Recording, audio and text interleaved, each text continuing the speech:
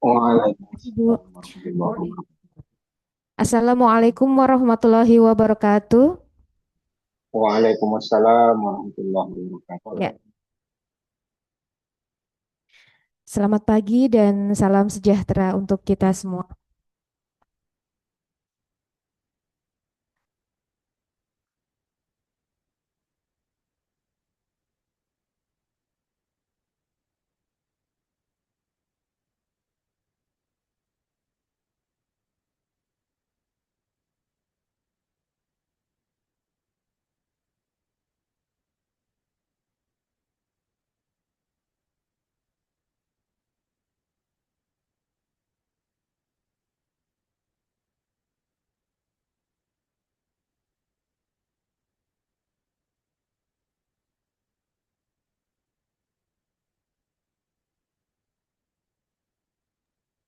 Mbak Mei, suaranya tidak terdengar.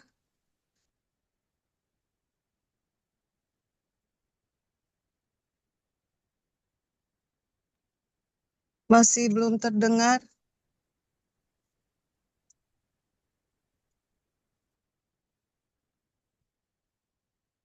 Cek, sudah Bu? Oke, sudah, Oh, sudah, siap. sudah. Ya, ya. Eh, terima kasih Bu Lia. Bapak Ibu sekalian, kegiatan sosialisasi ini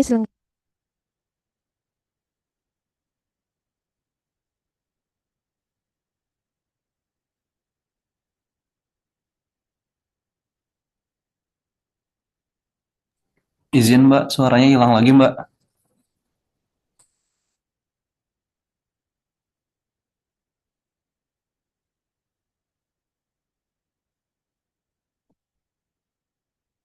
ya izin sudah terdengar Bapak Ibu?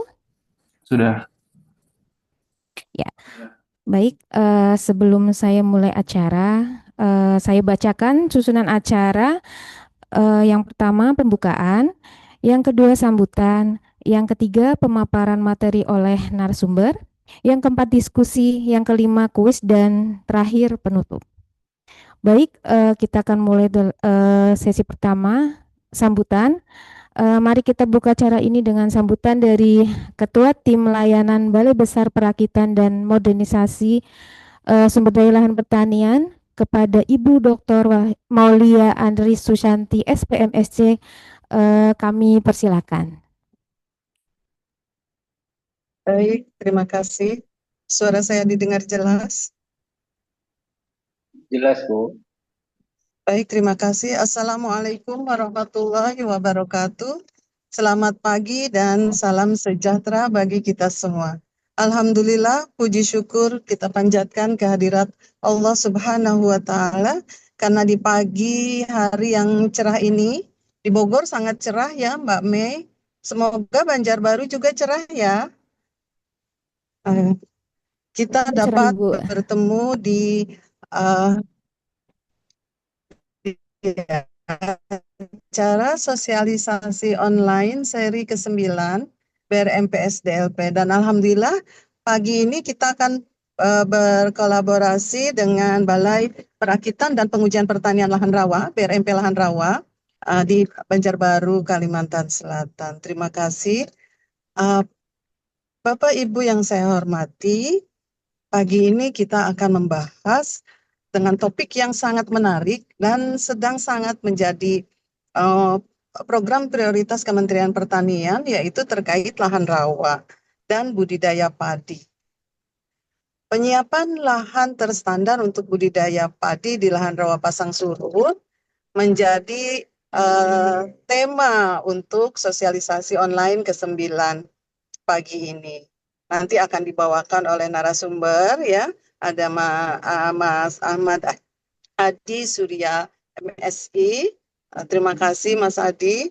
Nah, beliau nanti akan bersama-sama dengan kita menyampaikan informasi terkait penyiapan lahan ya di lahan rawa pasang surut. Lahan rawa pasang surut atau secara general itu berada di lahan rawa saat ini menjadi tumpuan dari program swasembada pangan Kementerian Pertanian. Lahan rawa memiliki potensi luasan yang sangat luar biasa, mencapai sekitar 10, lebih dari 10% ya, terhadap total dari luasan sawah nasional. Nah, dan ini tersebar di hampir seluruh pulau di Indonesia, yang terbesar di Sumatera dan Kalimantan. Lahan rawa ini, terutama lahan rawa pasang surut, menjadi potensi yang sangat besar untuk pengembangan padi mendukung program swasembada pangan. Nah, Bapak Ibu, mari kita simak bersama-sama bagaimana penyiapan lahan yang baik sehingga potensi lahan rawa pasang surut ini dapat dimaksimalkan untuk mencapai produksi yang maksimal. Melalui inovasi nanti yang akan disampaikan oleh Mas Adi, diharapkan pengelolaan lahan rawa ini akan lebih efektif, efisien, dan berkelanjutan.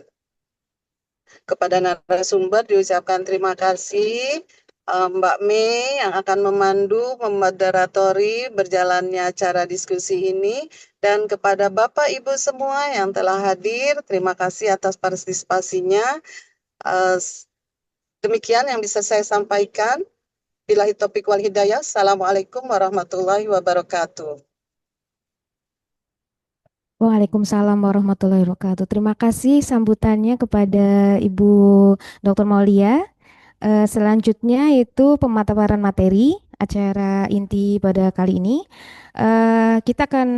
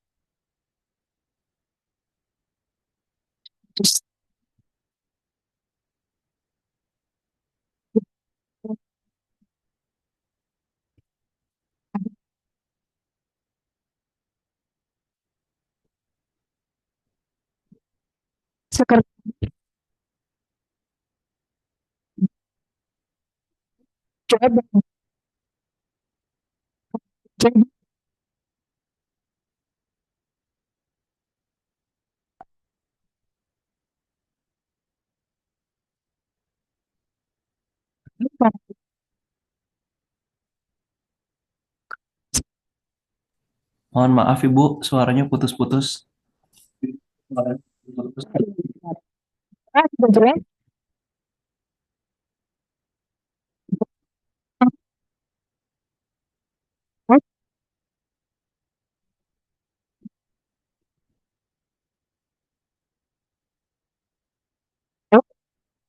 Suaranya tidak terdengar Ibu, mohon maaf. Suaranya tidak terdengar Ibu, mohon maaf. cek. Ada, siap. Beliau lulusan dari ASEAN International Mobility for Students, Mayor of Agriculture, University of Malaysia UPM Sarawak.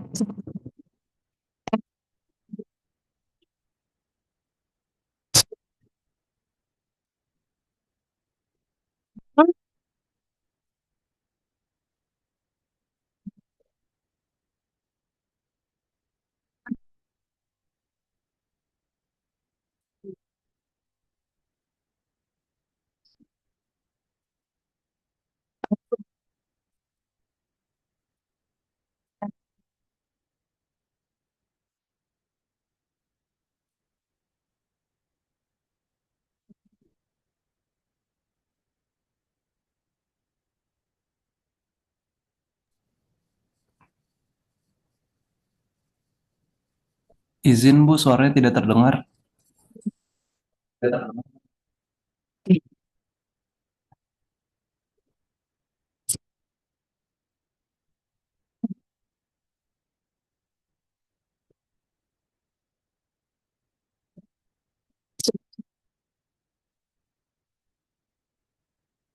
Terima kasih Ibu Moderator.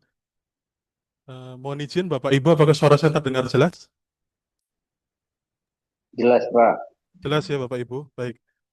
Ya, perkenalkan saya Abdi Bapak Ibu.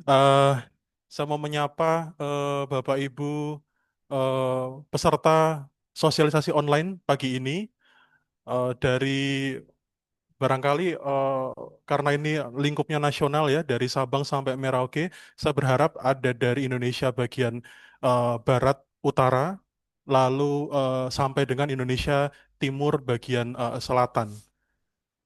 Ya, baik, saya ingin menyapa semuanya.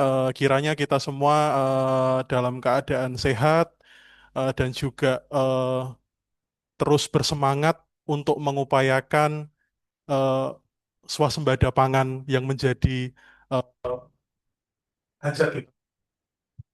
Baik, next. Baik, Bapak Ibu, pagi ini kita akan banyak sharing ya, membahas mengenai swasembada pangan. Kalau kita berbicara tentang swasembada pangan, ini tidak dapat dilepaskan eh, hanya pada faktor tunggal saja. Mengingat swasembada pangan ini merupakan hajat hidup bersama, di mana faktor yang berperan di situ tidak hanya faktor tunggal, melainkan multifaktor, yang mana pada pagi ini kita akan mengupas mengenai salah satu aspek biofisik, salah satu faktor biofisik yang mana sangat signifikan mempengaruhi eh, dari pertanaman padi, khususnya dalam rangka optimasi lahan rawa untuk mendukung swasembada pangan. Next. Ya, berikut merupakan outline dari penyajian saya. Next. Baik, yang pertama, ya, yang melatar belakangi dari hal yang sudah saya sampaikan sebagai highlight poin di awal tadi, Bapak Ibu, di mana kenapa lahan rawa ini menjadi, kalau tadi yang disampaikan Ibu Dr. Maulia, saat ini sedang menjadi sorotan utama, sorotan publik. Cek, cek, satu, dua. Mohon maaf Bapak Ibu, terdapat sedikit kendala teknis di kami. Ya, ya sudah bagus ya. Baik, ya, izin saya melanjutkan Bapak Ibu. Lahan rawa ini merupakan suatu lahan yang berkembang dari terdengar. Baik, baik, izin saya lanjutkan Bapak Ibu. Lahan rawa berperan penting dalam memasok pangan dan energi. Ya, tidak bisa kita pungkiri bahwa lahan rawa ini memegang peranan penting di dalam eh, mensukseskan eh, rantai pasok pangan dan energi secara nasional. Menurut laporan dari BPSDLP tahun 2019, lahan rawa diperkirakan mencapai 32 juta hektar, yang mana terdiri 62%-nya merupakan lahan rawa pasang surut dan 12%-nya 37%-nya merupakan lahan rawa lebak. Dapat kita simpulkan bahwa lahan rawa pasang surut merupakan lahan rawa yang sangat mendominasi Bapak Ibu, dan itu merepresentasikan lahan rawa itu sendiri yang dapat dikembangkan lebih lagi eh, untuk pertanian secara lebih berkelanjutan. Oleh karenanya dari lahan rawa yang tersedia tadi, perlu dilakukan pengembangan dan pemanfaatan lahan rawa untuk meningkatkan produksi pangan. Sehingga kalau kita melihat, ambillah contoh di Sumatera Selatan, Bapak Ibu, atau di Kalimantan Selatan, kalau kita melihat suatu hamparan lahan rawa yang belum dibuka, tentu kita akan melihat itu menjadi ada beberapa hal yang mungkin muncul dalam benak kita. Apakah ini nantinya begini saja, dalam artian tidak dikembangkan, lalu eh, dibiarkan saja menjadi suatu hamparan eh, air begitu, badan air, ataupun itu menjadi suatu yang tidak bisa menghasilkan ataupun eh, tidak bisa kita tingkatkan produktivitas lahannya, atau itu harus kita kembangkan dan kita tingkatkan manfaatnya. Itu merupakan suatu pilihan yang harus kita eh, ambil dengan bijak tentunya Bapak Ibu. Oleh karena itu, solusi yang kami coba tawarkan adalah ketika kita sudah mengarah kepada bagaimana meningkatkan profitas, meningkatkan eh, indeks produksi dari lahan itu sendiri, indeks pertanaman dari lahan itu sendiri, maka yang berperan itu adalah bagaimana kita menerapkan sistem terstandar di dalam mengembangkan lahan rawa untuk meningkatkan profitas lahan itu sendiri. Next. Ya, berikut merupakan gambaran atau ringkasan dari blueprint swasembada pangan 2025-2040, maaf 2024-2029.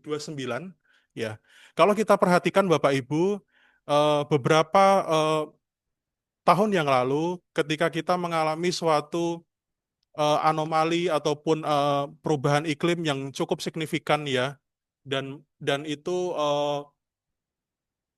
ber, apa, memiliki suatu pengaruh begitu di dalam eh, ataupun mengarah kepada eh, krisis pangan meskipun tidak sampai ke arah sana, tapi eh, indikasi ataupun suatu gambaran yang sudah mengarah ke sana itu sudah mulai nampak di beberapa tahun yang lalu.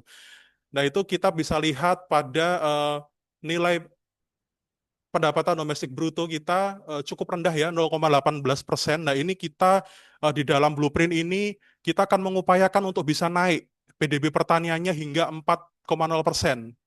Nah, nanti ketika PDB pertanian sudah sampai ke 4% itu, kita sudah mencapai apa yang disebut dengan swasembada pertanian atau kita menjadi lumbung pangan dunia. Nah, terdapat beberapa upaya yang dapat kita lakukan, Bapak Ibu, untuk mencapai itu, untuk mendongkrak itu semua.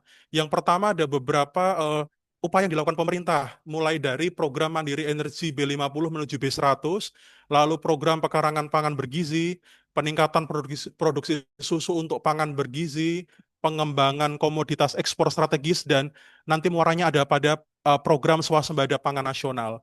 Nah, Bapak Ibu, seperti yang saya sampaikan di awal tadi bahwa swasembada pangan tidak hanya berbicara pada satu aspek saja, melainkan ini adalah suatu kolaborasi dari berbagai aspek, sinergitas dari berbagai aspek yang nantinya akan bermuara pada swasembada pangan secara nasional itu sendiri.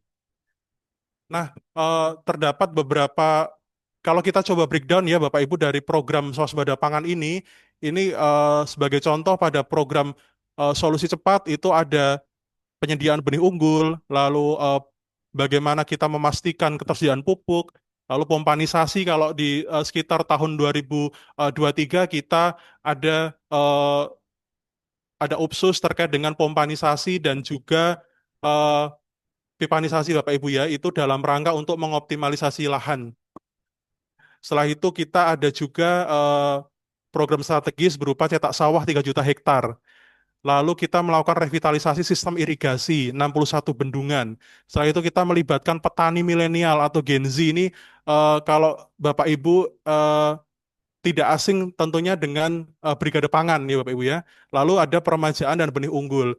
Nah, serta yang terakhir terkait dengan hilirisasi. Nah, hilirisasi ini adalah suatu hal yang penting Bapak Ibu karena kita tidak hanya fokus pada hulu saja, tetapi hilirisasi ini untuk meningkatkan nilai tambah dan daya saing industri dari sektor pertanian itu sendiri.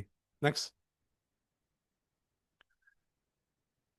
Selanjutnya terkait dengan lahan rawa pasang surut. Nah, tak kenal maka tak sayang Bapak Ibu ya. Mungkin bagi Bapak Ibu ada yang sudah familiar dan ada yang belum ya. Nah, kalau yang familiar mungkin nanti kita bersama-sama kita refresh penyegaran, eh, dan kalau yang belum ini merupakan suatu hal yang baru untuk kita. Baik, lahan rawa pasang surut sendiri memiliki karakteristik yang khas Bapak Ibu. Yang pertama mulai dari tipologi lahan, baik secara fisika maupun kimia tanahnya ini memiliki suatu sifat eh, yang inherent, yang mengarah pada tingkat kesuburan yang relatif rendah hingga sedang, dan juga memiliki tipe luapan yang bervariasi mulai dari tipe luapan A, tipe luapan B, C, dan D. Nanti kita akan bahas setelah ini untuk pembagian tipe luapan. Kapan itu disebut tipe luapan A, kapan itu disebut tipe luapan B, dan seterusnya hingga tipe luapan D. Nah, ciri umum atau karakter umum dari lahan rawa pasang surut ini, kalau Bapak Ibu tidak asing ya mendengar istilah lahan sulfat masam. Nah, lahan sulfat masam atau tanah sulfat masam ini berkembang di lahan rawa pasang surut. Nah, kalau secara USDA kita mengenal ada istilah sulfaquep ya, lalu ada ya di mana sulfaqueps ini sendiri memiliki suatu penciri di mana adanya horizon sulfurik, di mana sulfurik ini artinya kan jadi ada mineral pirit yang sudah teroksidasi. Nah, kalau di dalam sulfat masam itu kita pilah Bapak Ibu, ada sulfat masam aktual dan potensial. Kalau sulfat masam aktual ini kedalaman piritnya itu kurang dari 50 cm, sedangkan kalau sulfat masam potensial itu kedalaman piritnya eh, lebih dalam dari 50 cm.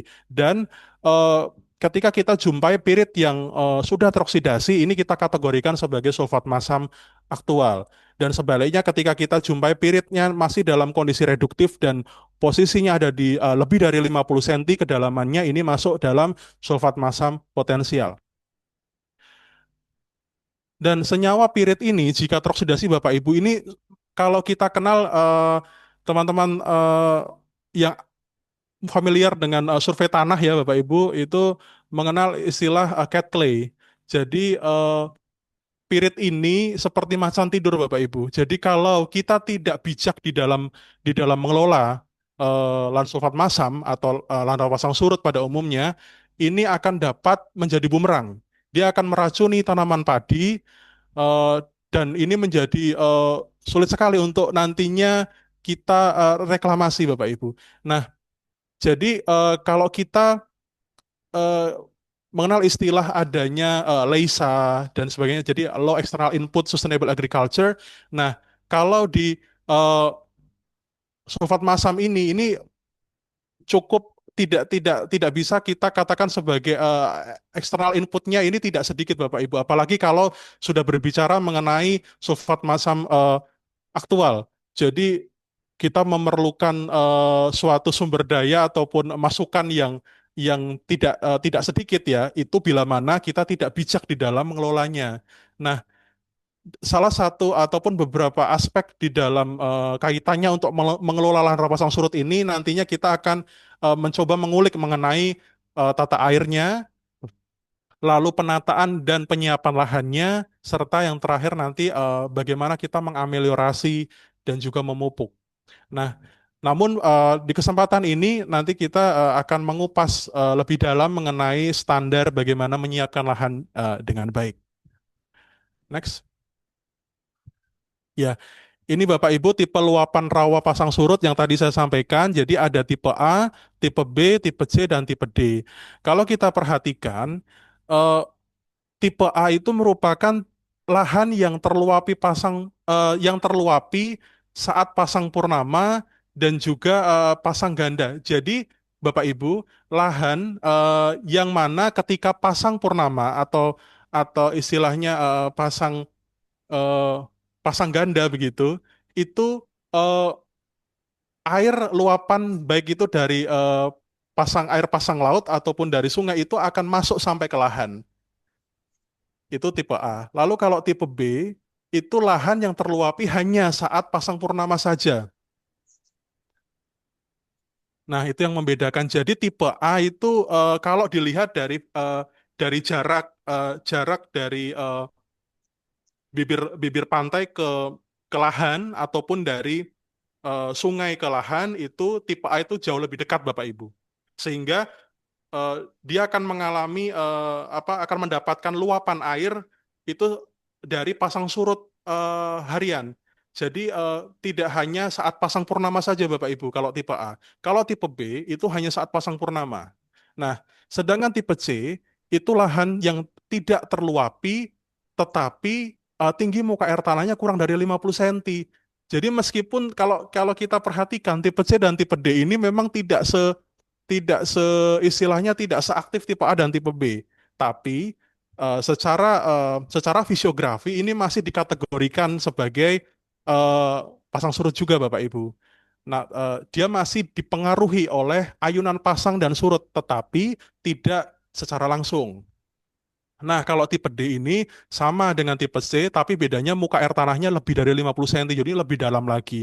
Nah, tipe D ini pernah menjadi perdebatan di beberapa waktu yang lalu, sempat dikategorikan atau sempat diklasifikasikan sebagai eh, rawa tanda hujan, Bapak Ibu. Nah, ini tapi di level peneliti ataupun eh, para para peneliti ini tetap bersepakat bahwa tipe D ini merupakan bagian dari rawa pasang surut. Next. Ya, kita masuk ke eh, standar penyiapan lahan. Jadi kalau kita berbicara mengenai eh, bagaimana budidaya padi itu bisa berhasil atau pertanaman padi ini eh, bisa menghasilkan suatu produktivitas yang tinggi ataupun memastikan bahwa budidaya ataupun pertanaman itu bisa menghasilkan produksi yang fantastis Bapak Ibu, itu kita tidak bisa lepaskan dari aspek biofisik, salah satunya menyiapkan lahannya. Nah, kami BRMP Lahan Rawa saat ini sedang mempersiapkan SNI mengenai penyiapan lahan untuk eh, sawah di rawa pasang surut tipe luapan B untuk budidaya padi Bapak Ibu. Nah, saat ini tahapannya sudah sampai RSNI 3. Mohon doanya nanti dalam beberapa hari lagi kami akan konsensus dan tidak lama lagi akan ditetapkan sebagai SNI. Nah, di dalam standar penyiapan lahan ini kita akan memastikan bahwa seperti apa sih kondisi lahan yang ideal untuk perkecambahan benih dan juga pertumbuhan tanaman padi di lahan rawa di lahan rawa pasang surut tipe luapan B itu sendiri. Yang kedua, penyiapan ini bertujuan untuk mengoptimalkan produktivitas lahan. Dari yang tadinya lahan rawa pasang surut yang tidak dikembangkan, yang tidak dimanfaatkan, ini ketika disiapkan, apakah itu untuk pertanaman existing, untuk oplah, ataupun untuk cetak sawah, itu kita bisa mengoptimalkan produktivitas lahannya dari yang tidak produktif menjadi produktif. Nah, lalu eh, yang berikutnya adalah penyiapan lahan ini merupakan tahap awal yang menentukan keberhasilan budidaya padi. Nah, kalau kita sudah mempersiapkan, kita sudah merakit suatu benih padi yang adaptif di lahan rawa, tapi kita melewatkan penyiapan lahannya yang benar atau melewatkan penyiapan lahannya yang terstandar, maka eh, hasil akhirnya juga tidak akan maksimal juga. Next. Ya, ini merupakan RSNI 3, rancangan kami terkait dengan penyiapan lahan dengan judul penyiapan lahan untuk tanaman padi sawah rawa pasang surut tipe luapan B. Jadi rancangan RSNI ini eh, fokus pada bagaimana kita mengoptimalkan produktivitas dari lahan rawa pasang surut tipe luapan B. Kenapa rawa pasang surut tipe luapan B saja yang kita coba angkat Bapak Ibu? Karena rawa pasang surut tipe luapan B ini merupakan lahan rawa pasang surut yang representatif dan yang dominan secara nasional itu eh, yang umumnya dikembangkan untuk sektor pertanian, sehingga menjadi penting untuk kita segera lakukan standarisasi terkait dengan penyiapan lahan. Ini sebetulnya serius Bapak Ibu, jadi sebelumnya kita juga sudah menghasilkan beberapa SNI. Yang pertama SNI tentang penataan lahan. Ya, penataan lahan dengan sistem surjan itu kita sudah hasilkan di tahun 2024, lalu menyusul mengenai SNI terkait dengan tata air mikro. Itu untuk mendukung juga di lahan rawasan surut tipe luapan B, dan selanjutnya ini adalah mengenai penyiapan lahan. Jadi mulai dari bagaimana kita mempersiapkan lahan dengan nanti ada beberapa alsintan Bapak Ibu yang kita gunakan untuk menyiapkan lahan dari yang masih, kalau itu untuk cetak sawah, dari yang masih lebat gulmanya, atau itu untuk oplah juga ini masih yang gulmanya dengan kelebatan yang cukup atau densitas gulmanya ini cukup lebat sampai itu lahan itu siap digunakan, siap ditanami padi.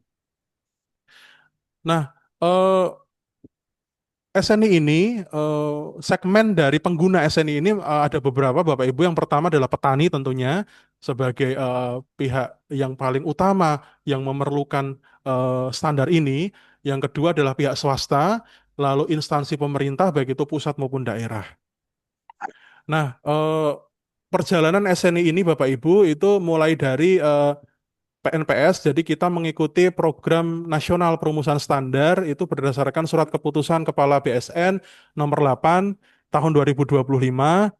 PNPS yang kita ajukan itu disetujui oleh Kepala BSN untuk dilanjutkan prosesnya menjadi RSNI. Ya.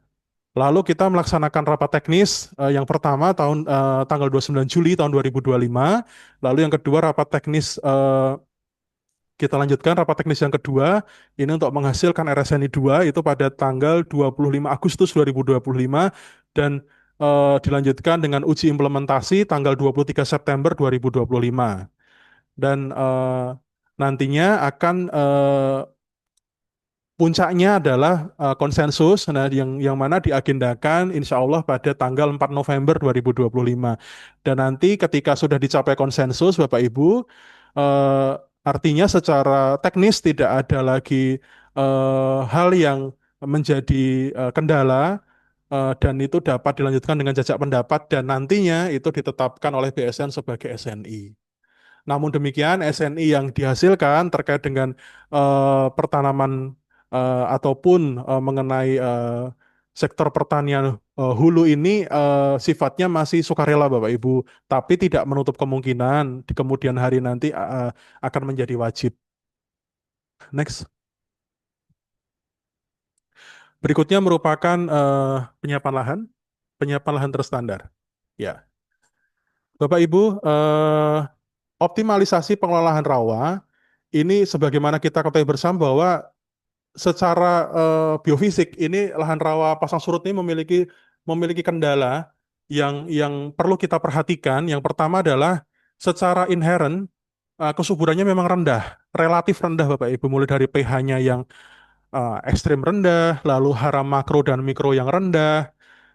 Selain itu juga keracunan Fe ini bila mana dijumpai pirit-pirit yang sudah tersingkap, akhirnya sudah teroksidasi.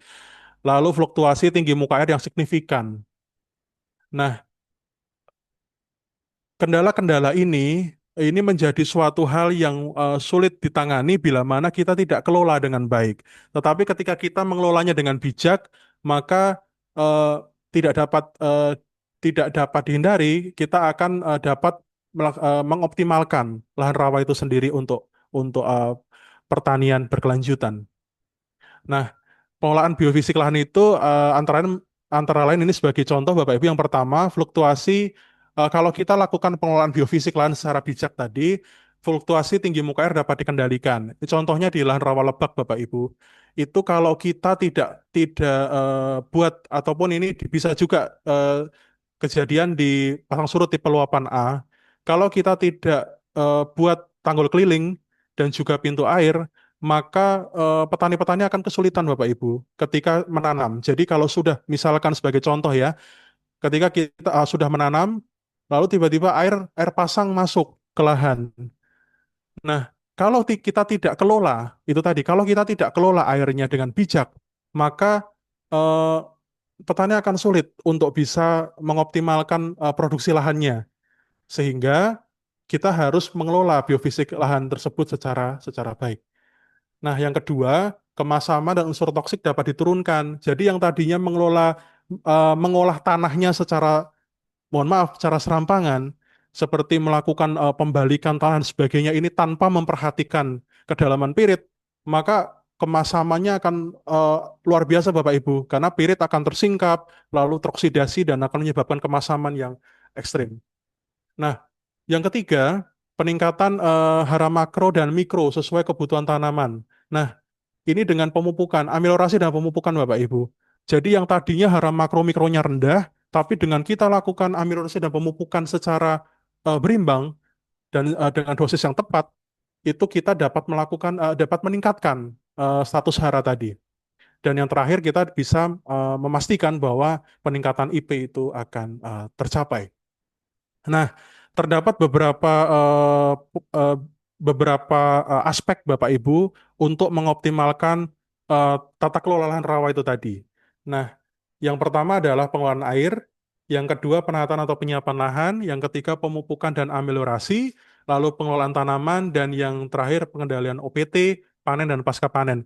Ini sering kita kenal dulu panca kelola lahan rawa atau lebih familiar juga ada Raisa yang itu dikembangkan juga oleh kawan-kawan di BB Padi yang bekerja sama dengan Balitra eh, pada waktu itu. Nah, dari Raisa maupun pajak kelola lahan rawa itu kita bisa simpulkan ada 5 poin utama yang menjadi suatu hal yang penting untuk kita ketahui Bapak Ibu, yang mana mulai dari pengelolaan air, penataan penyiapan lahan, pemupukan dan ameliorasi, pengelolaan tanaman, lalu pengendalian OPT panen dan pasca panen ini harus secara sinergis eh, kita kelola, sehingga ketika semua aspek ini kita kelola, maka sudah barang tentu eh, lahan rawa ini bisa kita optimalkan sebaik mungkin, dan nantinya kita tidak akan kita pastikan bahwa swasembada pangan itu bisa kita capai. Dan saat ini sudah kita capai Bapak Ibu untuk swasembada pangan khususnya terkait komoditas tanaman pangan, khususnya lagi terkait padi ya.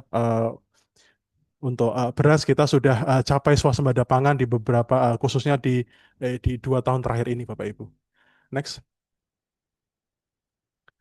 Ya, dari 5 aspek tadi saya menyoroti ada 3 aspek Bapak Ibu, 3 aspek biofisik. Yang pertama adalah pengelolaan air, yang kedua penataan dan penyiapan lahan, dan ketiga pemupukan dan ameliorasi. Next. Ya, ini sebagaimana saya sampaikan di awal bahwa BRMP Rawa atau dulu kita kenal BSIP Rawa, dulunya kita kenal Balitra, ya ini sudah menghasilkan total kalau dengan RSNI 3 ini sudah menuju ke 3 SNI Bapak Ibu yang sudah dihasilkan. Tapi yang memang sudah eksis begitu dihasilkan adalah SNI 9245 tahun 2024 itu terkait dengan penataan lahan dengan sistem surjan. Lalu SNI 9281 tahun 2024 juga ini terkait dengan pengaturan air pada tata air mikro. SNI 9245 ini eh, merupakan SNI yang mana eh, di dalamnya itu memastikan bahwa pengaturan lahan untuk budidaya tanaman yang disesuaikan dengan topografi dalam rangka optimalisasi dan peningkatan produktivitas lahan. Sedangkan SNI 9281 tahun 2024 ini memastikan bahwa terjadinya sirkulasi air dalam satu arah, baik air di atas permukaan maupun air di bawah permukaan tanah, karena adanya perbedaan tinggi muka air di saluran irigasi dan drainase, sehingga menghasilkan kualitas lahan yang baik bagi pertumbuhan tanaman. Next. Ya, ini merupakan gambaran mengenai SNI 9245 tadi Bapak Ibu terkait penataan lahan yang ada beberapa manfaat ataupun tujuannya. Yang pertama mengoptimalkan pemanfaatan sumber daya lahan dan air. Yang kedua mengantisipasi kerugian. Mengantisipasi kerugian ini maksudnya adalah kalau misalkan terjadi gagal panen karena komoditasnya tidak hanya satu Bapak Ibu kalau menata lahan tadi, sehingga komoditas penyangganya itu masih tetap bisa panen. Nah, ini adalah salah satu mitigasi eh, yang kita coba dekati dengan SNI 9245 ini. Lalu yang ketiga adalah tentu meningkatkan produktivitas lahannya dari yang tadinya tidak produktif menjadi produktif, bahkan sangat produktif Bapak Ibu. Karena kalau ambillah contoh kalau di Kalimantan Selatan ini ada kawasan sentra jeruk padi Bapak Ibu itu di daerah Terantang, itu di Barito Kuala, itu di mana pertanaman padinya berbasis padi dan jeruk. Jadi di nanti di area di apa satu hamparan itu akan dibagi menjadi beberapa ini Bapak Ibu. Jadi ada yang yang kita sebut surjan tadi ya. Jadi ada yang bagian yang ditinggikan atau digulut dan bagian yang direndahkan ini atau istilah kalau di Banjar ini tabukan. Jadi ini untuk sawah Bapak Ibu. Jadi yang di bawah itu sawah ditanami padi, lalu bagian yang ditinggikan tadi ditanami jeruk. Nah, ini produktivitas lahannya tentu tinggi Bapak Ibu. Jadi yang tadinya hanya petani hanya bisa menanam padi dan menghasilkan padi, nantinya akan menjadi beras, itu hanya satu komoditas saja. Kalau misalkan terjadi gagal panen, ya sudah akhirnya tidak bisa mendapatkan hasilnya. Namun ketika berbasis surjan tadi, ini kita tetap bisa meningkatkan produktivitasnya karena ada komoditas penyangganya yaitu jeruk. Ini sebagai contoh Bapak Ibu ya. Nah, yang keempat adalah menganeka-ragamkan usaha tani. Jadi yang yaitu tadi karena tidak multi komoditas ya, tidak hanya satu komoditas yang dikembangkan. Next.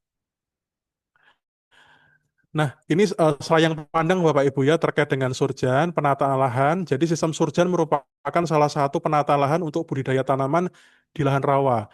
Ya, terdapat ada contoh foto di samping Bapak Ibu. Jadi itu satu hamparan itu ada yang larik jeruk dan larik padi. Nah, seperti itu nanti dalam satu hamparan ada beberapa larikan. Jadi ada yang bagian yang ditinggikan dan bagian yang direndahkan. Nah, ya, berikut merupakan manfaat ataupun keuntungan dari sistem surjan itu sendiri, mulai dari intensitas penggunaan yang meningkat, ragam produksi pertanian yang meningkat, risiko kegagalan panen yang menurun, dan seterusnya. Next. Ya, berikutnya adalah pemupukan dan ameliorasi. Bagaimana kita memastikan bahwa sistem pemupukan dan ameliorasi ini terstandar dan berkelanjutan serta ramah lingkungan yang kita eh, yang kita gunakan ataupun kita aplikasikan di dalam sistem ini. Next. Ya, pemupukan berimbang itu adalah sebagaimana kita ketahui bersama Bapak Ibu ya, pemberian pupuk ke dalam tanah dengan jumlah dan jenis hara sesuai dengan tingkat kesuburan tanah dan kebutuhan tanaman untuk mencapai hasil yang optimal. Nah, pupuk itu sendiri juga tidak hanya single fertilizer Bapak Ibu, tapi merupakan kombinasi ya, baik itu dari pupuk anorganik maupun dengan bahan ataupun pupuk organik untuk mendapatkan hasil yang optimal. Next. Ya ini 4T Bapak Ibu ini tentunya tidak asing ya untuk Bapak Ibu yang para PPL dan juga eh, Bapak Ibu yang merupakan praktisi di bidang pertanian, tentu 4T ini suatu hal yang sangat-sangat familiar sehingga ini bukan suatu hal yang baru, eh, di mana kita harus memastikan tepat dosis, tepat waktu, tepat cara, tepat jenis ataupun bentuk sehingga nantinya eh, pupuk yang kita aplikasikan ini bisa efektif digunakan oleh tanaman dan nantinya bisa memberikan suatu dampak yang positif untuk tanaman itu sendiri, baik itu dari peningkatan hasil ataupun secara agronomis itu eh, memiliki dampak ke arah sana Bapak Ibu. Next. Ya, berikutnya merupakan ini yang terakhir dari aspek biofisik Bapak Ibu terkait dengan penyiapan lahan rawa pasang surut. Ya, jadi eh, kita ketahui bersama bahwa lapisan pirit ini dapat meningkatkan keasaman apabila dia teroksidasi sebagaimana saya sampaikan di awal tadi Bapak Ibu. Oleh karena itu, kita perlu lakukan pengelolaan air dan tanah secara efektif. Nah, pengelolaan air ini kita bisa lakukan dengan mengatur ketinggian genangan di petakan lahan. Nah, mengaturnya bagaimana? Kita bisa mengaturnya dengan menggunakan pintu air. Nah, pintu air ini beragam, Bapak Ibu. Nanti ada yang dengan tabat atau stop lock ya, atau kita menggunakan flip gate atau pintu ayun. Nah, ini nanti tergantung bagaimana sistem tata air yang kita aplikasikan. Next. Ya. Nah, di dalam standar penyiapan lahan ini sendiri, Bapak Ibu, ini terdapat aspek perencanaan ini tidak bisa kita tinggalkan karena aspek perencanaan ini adalah suatu titik nol yang harus dipersiapkan untuk memastikan bahwa eh, seluruh aspek yang mau kita terapkan di dalam penyiapan lahan ini dapat maksimal dan nantinya hasilnya pun juga eh, menjadi optimal Bapak Ibu. Nah, yang pertama kita akan lakukan identifikasi lapangan. Nah, identifikasi lapangan ini merupakan gambaran kondisi lahan secara menyeluruh. Nah, kita lakukan juga dengan baik itu dengan observasi ya, baik langsung maupun wawancara, dan juga ground checking. Kita lakukan survei juga Bapak Ibu ke lapangan. Nah, di dalam identifikasi lapangan ini ada beberapa hal ya. Yang pertama adalah kita memastikan lapisan pirit. Sejauh mana kedalaman pirit dari lahan yang kita identifikasi Bapak Ibu. Yang kedua, densitas gulma. Nah, densitas gulma ini sangat penting Bapak Ibu di dalam menyiapkan lahan. Karena kalau kita memahami densitas gulma, kita akan mengklasifikasikan lahan-lahan dengan densitas gulma yang ringan, sedang, dan lebat ini tadi dengan treatment yang lain juga Bapak Ibu. Nah, berikutnya kepadatan tanah. Jadi ini ada kita mencoba mengkelaskan kepadatan tanah ini ada yang tanah yang padat dan ada tanah yang agak padat dan juga tanah yang eh, tidak padat Bapak Ibu dan nanti di dalam pengkelasan itu nanti juga eh, sudah barang tentu treatmentnya juga lain-lain khususnya tahapan penggunaan alsintan ini juga memiliki suatu perbedaan juga Bapak Ibu. Yang berikutnya sistem budidaya. Sistem budidaya ini juga kita pastikan sistem budidaya existing yang digunakan oleh petani setempat itu apa? Ini kita coba catat, kita coba identifikasi nanti di lapangan Bapak Ibu. Yang terakhir adalah alsintan. Nah, alsintan yang tersedia itu apa? Yang ada di lapangan, lalu yang sering digunakan petani itu alsintan apa saja? eh, dan ketersediaan misalkan di BPP ataupun di kelompok tani itu alsintan apa saja ini kita perlu identifikasi. Next. Ya. Ini berikutnya merupakan teknik penyiapan lahan. Jadi yang pertama pada prinsipnya tekniknya ada tiga Bapak Ibu. Yang pertama adalah teknik kimiawi, lalu teknik mekanis, dan terakhir adalah teknik kombinasi kimiawi dan mekanis. Nah, teknik kimiawi eh, ini merupakan teknik penyiapan lahan untuk kondisi lahan yang tanahnya berlumpur dan gulmanya lebat. Jadi kondisi eh, kepadatan tanahnya ini berlumpur. Lalu densitas gulmanya ini lebat Bapak Ibu. Nah, ini kita gunakan teknik-teknik kimiawi. Nah, penerapannya itu kita lakukan yang pertama penyemprotan herbisida pratumbuh untuk mematikan gulma. Nah, peralatannya ini bisa menggunakan herbisida dan alat semprot ya. Yang berikutnya teknik mekanis. Teknik mekanis ini kita gunakan untuk pada kondisi lahan yang mana tanahnya padat atau keras dan juga densitas gulmanya sedikit. Nah, penerapannya kita lakukan pengolahan tanah menggunakan alat mesin pertanian atau secara manual. Nah, peralatannya ini kita bisa menggunakan bajak, bajak singkal ya, lalu rotari, gelebek, garu sisir, traktor, dan juga cangkul Bapak Ibu. Ini tergantung juga dengan luasan lahan yang dimiliki petani ya. Kalau memang tuh luasannya cukup luas, tidak mungkin secara manual Bapak Ibu ya. Tapi kalau di Kalimantan Selatan istilahnya borong Bapak Ibu. Jadi kalau hanya beberapa borong mungkin atau hanya satu dua borong mungkin bisa manual. Tapi kalau itu hamparan sekian hektar itu harus menggunakan alsintan. Lalu berikutnya kombinasi kimiawi dan mekanis. Di mana ini kita terapkan untuk kondisi lahan yang tanahnya padat atau keras dan gulmanya lebat. Nah, penerapannya adalah yang pertama kita lakukan penyemprotan herbisida pratumbuh untuk membasmi gulma, dilanjutkan dengan pengolahan tanah secara mekanis. Ya, peralatannya tadi ada herbisida, alat semprot ya, lalu alsintan. Alsintan itu ada traktor, bajak singkar, rotari, garu sisir dan sebagainya. Next. Nah, ini merupakan gambar ini Bapak Ibu untuk herbisida yang kita gunakan. Ini tidak mengunci merek Bapak Ibu ya, silahkan digunakan yang mana. Tapi ini eh, yang kita gunakan sebagai contoh Bapak Ibu ya, ini herbisida pratumbuh. Nah, selain itu yang di bawah itu ada bajak singkal dan juga bajak rotari ya. Lalu ada juga nanti ada garu sisir, gelebek dan sebagainya ini mungkin gambarnya belum ada di sini. Nanti selanjutnya Nah, kita bisa lihat Bapak Ibu di gambar yang ada itu yang kalau yang bagian atas ini adalah dengan teknik mekanis, kalau yang di bawah itu adalah teknik kombinasi. Di mana kalau kombinasi tadi kita semprot dulu dengan herbisida, kalau sudah mati gulmanya baru kita eh, alsin itu baru bisa masuk. Tapi kalau yang mekanis langsung itu alsin bisa langsung masuk Bapak Ibu. Next. Berikutnya adalah implementasi. Ya, next. Implementasi penyiapan lahan itu ditinjau dari dua aspek ya, ada kondisi tanahnya seperti apa dan keberadaan gulmanya seperti apa. Next. Ya.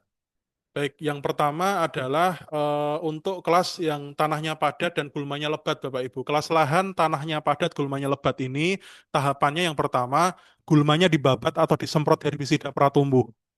Nah, ini kondisi airnya macak-macak. Nah, setelah gulmanya mati disemprot herbisida pratumbuh tadi, tanahnya dibajak atau dibalik dengan traktor atau bajak singkal atau bajak piringan. Setelah itu, setelah itu tanahnya dicacah dan dilumpurkan dengan gelebek, ya, dengan gelebek. Setelah dilumpurkan, lalu lahan itu diratakan dengan garu sisir, Bapak Ibu. Nah, yang terakhir, air dibuang melalui saluran drainase. Jadi kita pastikan bahwa kondisi air itu tidak terlalu menggenang. Jadi kondisinya macak-macak. Nah, kelas lahan yang kedua adalah kelas lahan dengan tanah padat dan gulma sedang. Nah, tahapannya yang pertama, gulmanya dibabat atau disemprot dengan herbisida pratumbuh. Ini kondisi airnya macak-macak juga. Setelah gulmanya mati, lahan diolah dengan rotari. Ya. Setelah itu, lahan diratakan dengan garu sisir. Nah, terakhir air dibuang melalui saluran drainase. Nah, kelas bahan yang berikutnya adalah ketika tanahnya padat tapi gulmanya sedikit. Nah, kalau gulmanya sedikit, ini yang membedakan Bapak Ibu. Kalau gulmanya sedikit, alsin bisa langsung masuk. Jadi lahan langsung dibajak atau dibalik dengan bajak singkal atau bajak piringan. Setelah itu dilumpurkan dengan rotari atau gelebek. Nah, setelah dilumpurkan, diratakan dengan garu sisir. Nah, jadi urutannya Bapak Ibu, tanah itu dibalik dulu dengan bajak singkal atau bajak piringan tadi. Setelah itu dilumpurkan dengan gelebek atau rotari, baru diratakan dengan garu sisir. Nah, kalau lahannya sudah siap, pastikan kondisi airnya itu macak-macak, tidak terlalu menggenang Bapak Ibu, sehingga air ini dibuang melalui saluran drainase. Nah, ini pentingnya bahwa penyiapan lahan ini tidak bisa berdiri sendiri Bapak Ibu, harus sinergis juga dengan tata airnya. Jadi bagaimana kita memastikan bahwa kondisi airnya juga tidak terlalu menggenang di lahan itu eh, dengan membuang ke saluran drainase. Nah, pembuangan saluran drainase ini juga tentunya memerlukan buka tutup pintu air Bapak Ibu ya. Nah, ini merupakan salah satu ini ya gambaran bagaimana eh, faktor beberapa aspek itu juga saling saling bersinergi Bapak Ibu. Jadi tidak bisa penyiapan lahan itu berdiri sendiri. Next. Nah, berikutnya kelas lahan yang tanahnya tidak padat. Kalau sebelumnya tadi tanahnya padat, ini tanahnya tidak padat. Jadi relatif melumpur Bapak Ibu. Nah, tanahnya tidak padat, tapi gulmanya lebat. Nah, gulma ini bisa kita lakukan pembabatan secara manual atau disemprot dengan herbisida pratumbuh. Setelah mati baru dilumpurkan dengan rotari atau gelebek dan diratakan dengan garu sisir sehingga ini tidak perlu dibalik menggunakan bajak singkal Bapak Ibu. Nah, kelas lahan yang kelima adalah tanahnya tidak padat, gulmanya sedang. Nah, kalau kelas lahan ini, lahannya bisa langsung dicacah dan dilumpurkan menggunakan rotari. Setelah itu diratakan dengan garu sisir dan airnya dipastikan macak-macak. Dan yang terakhir adalah tanahnya tidak padat dan gulmanya sedikit. Nah, ini eh, kita lakukan olah tanah secara minimum, Bapak Ibu, atau kita kenal dengan minimum tillage. Minimum tillage ini menggunakan gelebek, garu sisir, atau alat lain seperti tajak atau grass mower. Next. Ya, ini merupakan gambaran alsin yang kita gunakan Bapak Ibu dari kiri atas itu kita dapat kata itu ada bajak singkal ya.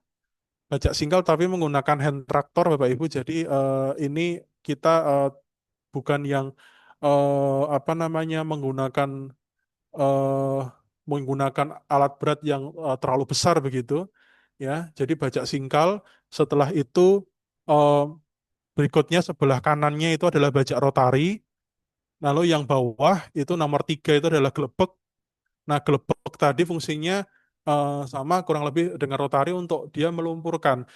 Eh, yang terakhir adalah garus sisir. Nah, garus sisir ini fungsinya untuk meratakan, Bapak Ibu. Next. Ya, yang terakhir adalah implikasi penyiapan lahan terhadap peningkatan IP. Ya, pengelolaan air dan penyiapan lahan ataupun penataan lahan, Bapak Ibu, ini yang kita lakukan secara tepat diperlukan untuk optimalisasi lahan rawa sehingga nantinya kondisi lahan rawa tersebut ideal untuk mendukung pertumbuhan tanaman dan juga peningkatan produktivitas lahan. Nah, baik itu tata air mikro, penata lahan rawa, penyiapan lahan, dan juga pemupukan berimbang ini diharapkan turut berkontribusi terhadap peningkatan produktivitas lahan. Next. Nah, penentuan keberhasilan penerapan standar penyiapan lahan untuk tanaman padi sawah rapasan surti Pulau 8B itu yang pertama adalah kedalaman lumpur minimal 10 cm. Lalu yang kedua tingkat kelumpuran sempurna.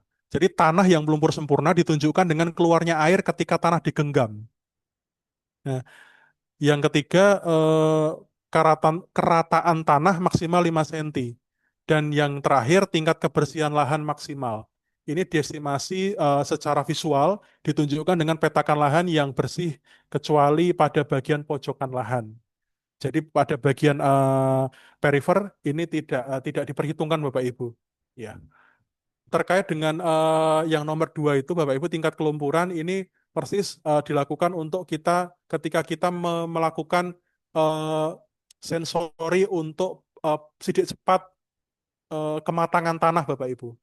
Jadi kalau kita genggam, itu kalau semakin banyak keluar air ataupun lumpur ketika digenggam, itu maka tingkat kelumpurannya sempurna.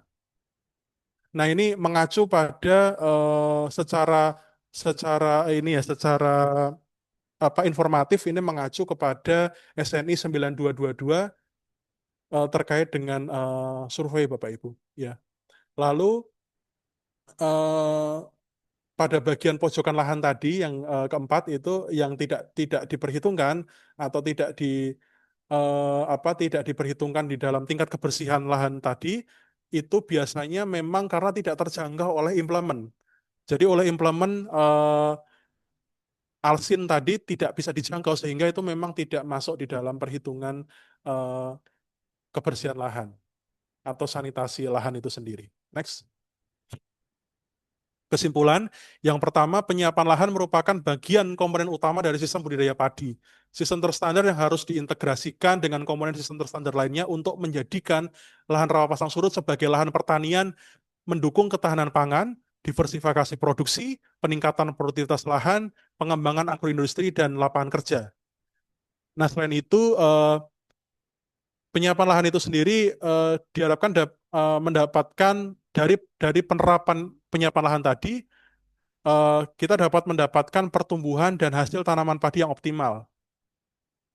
Nah, standar penyiapan lahan tadi meliputi yang pertama prinsip dasar penyiapan lahan, lalu perencanaan penyiapan lahan, lalu pemilihan teknik penyiapan lahan, dan juga implementasi teknik serta indikator keberhasilan.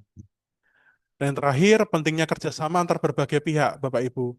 Nah, bahwa penyiapan lahan, berhasilnya penyiapan lahan ataupun penataan air dan juga penataan lahan ataupun aspek-aspek biofisik lainnya tadi bisa berhasil kita terapkan berbagai teknik ataupun standar yang kita terapkan di dalam kita implementasikan di dalam memastikan untuk mengoptimalisasikan lahan rawa itu sendiri itu bisa optimal bila mana adanya suatu kerjasama lintas sektoral mulai dari tingkat petani, penyuluh pertanian atau PPL, lalu lalu peran pemerintah baik itu provinsi maupun daerah atau kabupaten kota serta dari pusat agar lebih memperhatikan lagi kesinambungan dalam operasional dan perawatan terhadap berbagai sarana dan produksi eh, sarana dan prasarana pertanian. Sehingga nantinya diharapkan bahwa seluruhnya tadi seluruh aspek yang eh, menjadi poin penting di dalam memastikan optimalisasi lahan tadi dapat eh, memberikan suatu dampak yang positif dan signifikan untuk mendongkrak eh, produktivitas dari lahan rawa pasang surut, Bapak Ibu. Demikian yang dapat saya sampaikan.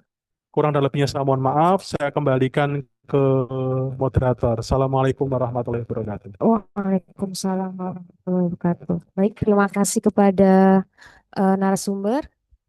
Selanjutnya kita akan masuki sesi tanya jawab.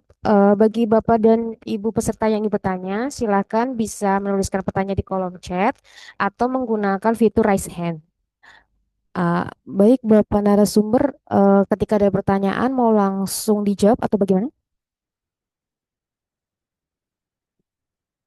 Oh, baik.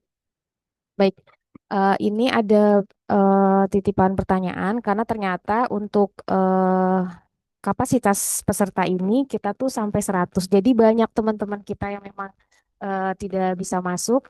Ini ada dari Tegar, ada Tegar dari UGM eh, yang tertarik dengan sistem penggunaan lahan basah di sektor pertanian.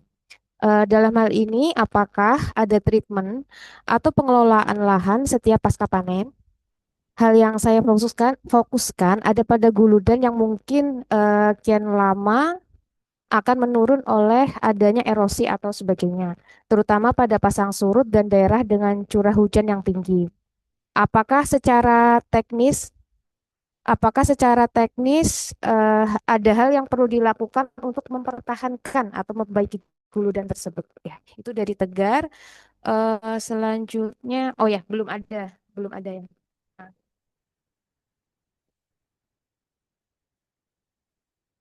itu. Itu.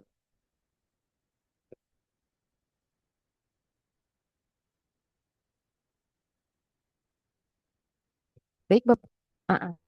Ya, iya, silakan mau langsung dijawab atau gimana? Bapak Ibu sambil eh, menunggu dan menunggu yang lain untuk bertanya, link presensi dan untuk link survei SPKP dan SPKK sudah ada di chatroom, Bapak Ibu, silakan. Baik, silakan Bapak narasumber untuk langsung Terima kasih dijawab. Ibu Moderator. Izin menjawab sambil kita menanti eh, pertanyaan-pertanyaan lainnya, Bapak Ibu ya. Yang pertama tadi dari Tegar ya, dari UGM. Ini menanyakan terkait dengan adakah treatment atau pengolahan setiap pasca panen. Jadi setelah eh, musim tanam, ini tanaman sudah dipanen, lalu apakah ini ada treatment khusus begitu. Nah, fokusnya ini ada pada guludan. Oh, ini terkait surjan tadi ya. Jadi yang kian lama kian menurun karena adanya erosi atau sebagainya, terutama saat pasang surut. Mungkin ketika ini ya bisa bisa mengalami apa? Jadi kalau ketika kena kena pasang atau seperti apa, ini dikhawatirkan bagian guludannya tadi menurun begitu. Nah, ini biasa kita lakukan Pak Mas Tegar ya dari UGM ini kita lakukan pelimburan. Jadi eh, kita kita naikkan. Jadi tanah-tanah yang apapun lumpur-lumpur ataupun tanah yang itu turun ataupun semacam tersedimentasi di bagian bawah ini kita naikkan kembali ke atas. Ya itu secara rutin kita lakukan secara berkala. Eh, Mungkin dalam dalam setahun itu 1 sampai ya mungkin ada beberapa kali lah kita lakukan itu untuk memastikan bahwa ketinggian dari surjan itu masih terstandar gitu. Ya kita lakukan pelimburan atau pengangkatan kembali tanah-tanah yang sudah luruh ke bawah tadi. Ya. Baik, terima kasih kepada narasumber. Eh, ada pertanyaan lagi dari Pak siapa ini? Pak Darul. Beliau ini petani. Oh iya, Di kolom chat.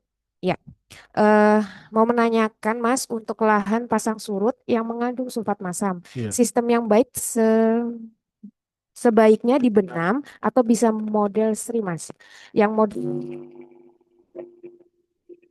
bisa model surjan, mengingat rawa kan kadang pasang naik dan surut. Minta infonya Mas narasumber. Terima kasih sebelumnya. Baik, terima kasih Pak Daru. Dari mana ya beliau ya? Ada. Pak Daru izin dari mana? Saya mau menyapa Pak Daru. Boleh monitornya Pak Daru?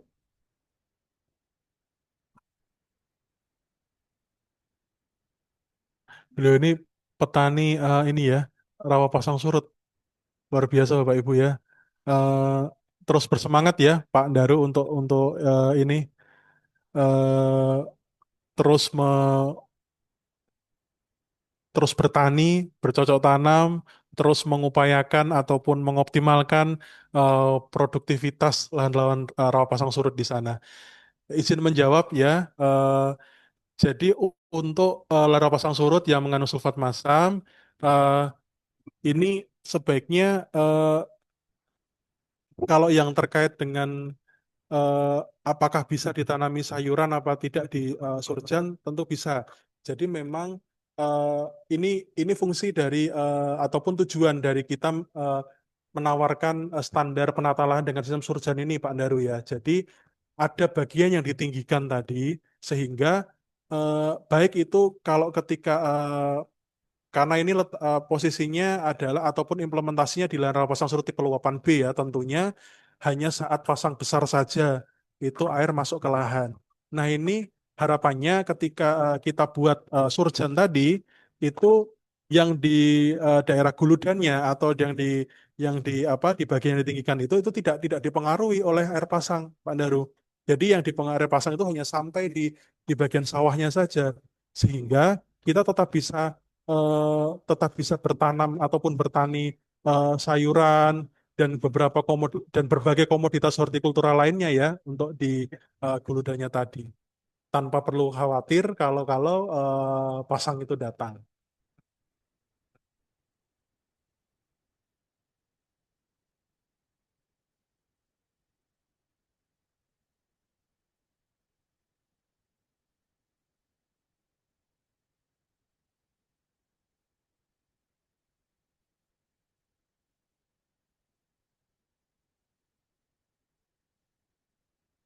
Pertanyaan yang berikutnya adalah terkait dengan sebaiknya sistem seperti apa yang digunakan untuk lahan-lahan pasang surut yang mana itu merupakan tanah sulfat masam. Jadi Pak Daru, sistem SRI atau SRI ini eh, dinilai kurang cocok untuk kalau kita terapkan di lahan sulfat masam. Ini karena ada beberapa hal. Yang pertama, saat kering ini pirit bisa berisiko teroksidasi, Pak Daru. Yang kedua, kalau pirit sudah teroksidasi, maka risiko Fe dan Al ini meracuni tanaman itu tinggi. Dan yang berikutnya karena sudah apa racun Fe atau Al tadi cukup toksik, sehingga ini sangat tinggi berisiko ya. Eh, padi-padi kita ini teracuni sehingga eh, sistem SRI ini kurang direkomendasikan untuk larva pasang surut yang mana eh, berkembang itu tanah sulfat masam khususnya eh, sulfat-sulfat masam yang aktual begitu. Barangkali itu. Ya. Selanjutnya, Bu Moderator. Baik, gimana Pak Daru? eh Pak Daru boleh minta izin open cam? Oh, baik. Oke, siap. Terima kasih Bapak narasumber. Terima kasih Pak Daru. Selanjutnya ada yang ya, Iya nanti nanti ada apa? Ada door prize buku dari panitia.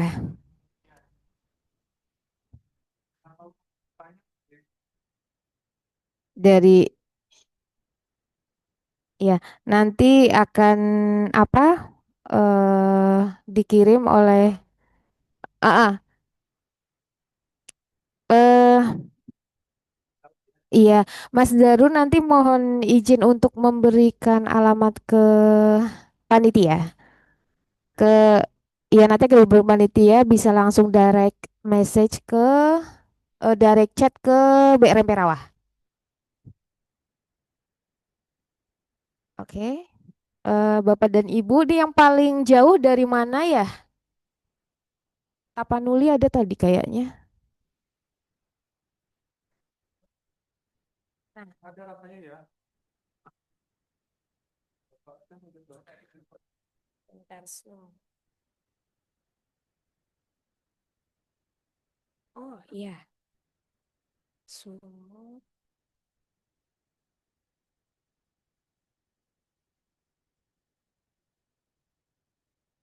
Ya.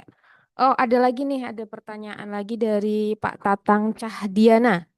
Eh dan Pak Krisna. Oke, satu-satu dulu ya, Pak narasumber. Untuk dari Pak Tatang Cahdiana, berapa dosis untuk pupuk berimbang untuk sawah rawa? Salam petani dari Pangandaran.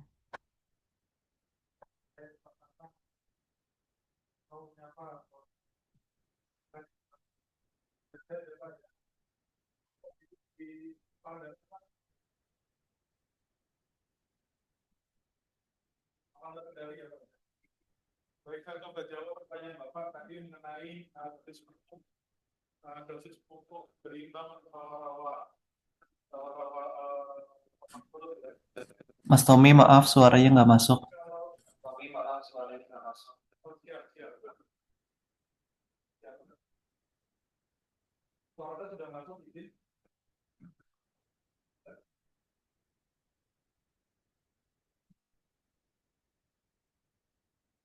Izin, suara saya sudah masuk? Sudah, Mas. Sudah ya. Baik, izin izin saya menyapa tadi Pak Tatang ya, izin menjawab Pak terkait dengan dosis pupuk berimbang untuk sawah rawa itu tergantung pertama tergantung dengan status hara tanahnya secara existing, Pak. Jadi kita harus lakukan pengujian dulu untuk memastikan seperti apa status haranya. Nah, setelah itu status hara yang sudah kita ketahui, baru kita jadikan acuan untuk kita menetapkan dosis pupuknya dan dosis ameliorannya. Sehingga itu tidak bisa kita pukul rata, Pak Tatang. Kalau misalkan oh rawa pasang surut harus sekian, rawa lebak harus sekian, tidak bisa. Mungkin dulu 30-40 tahun yang lalu mungkin demikian. Tapi di dalam dekade-dekade terakhir ini kita mulai concern terkait dengan pemupukan presisi, pemupukan berimbang. Bagaimana kita memupuk secara lebih eh, efektif dan efisien menggunakan pendekatan pupuk berimbang. Nah, pupuk berimbang itu sendiri berbasis terhadap status hara existing yang ada di tanah. Nah, ini sebagai contoh ya, disulfat masam ini hasil penelitian Pak Tatang. Ini untuk disulfat masam itu dosis dolomitnya itu 2000 kilogram per hektar. Lalu pupuk kandangnya ini 5 ton per hektar. Ini merupakan amelioran yang kita gunakan saat ameliorasi. Nah, sesudah diameliorasi, nanti diinkubasi beberapa saat. Nah, setelah itu kita lakukan pemupukan. Nah, pemupukan sendiri ini sebagai contoh hasil penelitian yang pertama untuk SP36 ini dosisnya 150 kilogram per hektar, lalu pupuk KCL ini 100 kilogram per hektar dan pupuk urea 250 kilogram per hektar. Nah, ini tentunya tidak tidak semua lanjutan masam dosisnya sejumlah ini, namun ini sebagai gambaran begitu, Bapak Ibu. Ini gambaran untuk bahwa ada salah satu contoh begitu di lahan sulfat masam yang dulu kami teliti itu dosisnya sekian. Barangkali itu, Bu Moderator. Selanjutnya terkait dengan konsep budidaya jenuh air ya. Iya. Oke, terima kasih Pak narasumber. Bagaimana Pak, siapa tadi? Pak Tatang? Sudah jelas Pak Tatang? Kalau sawah mau bertanya Bu, kalau sawah rawa itu pakai urea nggak Bu? Mau tanya gitu kalau itu kan tanahnya itu lembek Oh, gitu ya. tetap Kalau Pak. urea takutnya masam asam gitu Bu. Tidak pakai urea ya. Iya. Ya, baik Pak Tatang. Kalau tanah di rawa pasang surut, kita tetap pakai urea Pak. Tetap pakai urea. Oh iya. Eh, Tadi sebagai contoh dosisnya itu 250 kg per hektar ini untuk lahan-lahan sulfat masam Pak. Selain kita menggunakan KCl dan SP36, jadi ini untuk hara makronya, untuk N-nya kita menggunakan urea, tetap kita harus pakai urea Pak. Lalu KCl dan SP36. Kalau mau disandingkan dengan Ponska itu dengan pupuk majemuk bisa juga, tapi dengan dosis tentunya dengan dosis yang lain ya, Pak Tatang. Ya, tapi kalau di rawa kita tetap menggunakan urea. Ya. Ya. Itu Bagaimana Pak, Pak kalau Tatang? Sudah jelas? mau tanya satu lagi Pak. Ini itu kalau Iya, iya, pemupukan silakan Pak. di sawah rawa itu umurnya berapa Pak yang bagus? Pan kalau di sawah rawa itu usia benihnya harus rada tua gitu Pak. Kalau di sini 25 hari minimal. Kalau muda itu ada keong di sini itu. Bagaimana itu umur padi pemupukan ke satu kedua itu umur berapa Pak? Mau tanya. Itu aja cukup.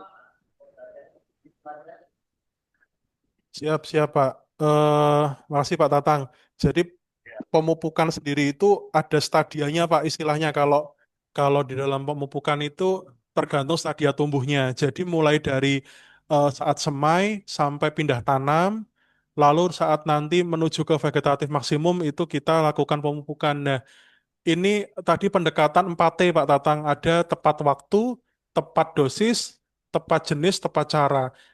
Nah, itu kita harus pastikan bahwa pemupukannya ini sesuai dengan waktu-waktu yang sudah ditentukan. Nah, ini ada contohnya mau saya tampilkan gimana ya?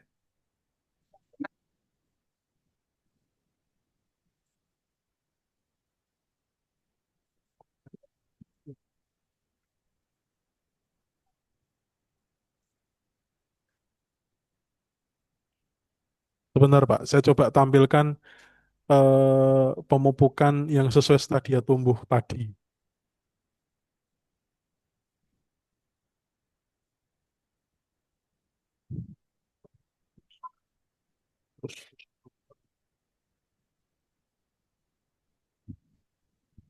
Naik, naik, naik, naik. Nah, itu enggak bawahnya, bawahnya. Enggak. Ya, oke.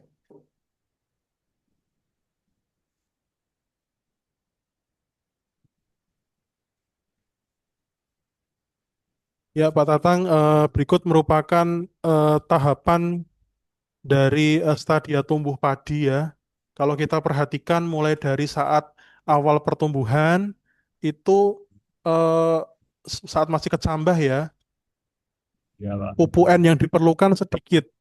Nah, lalu pupuk P yang diberikan itu cukup banyak.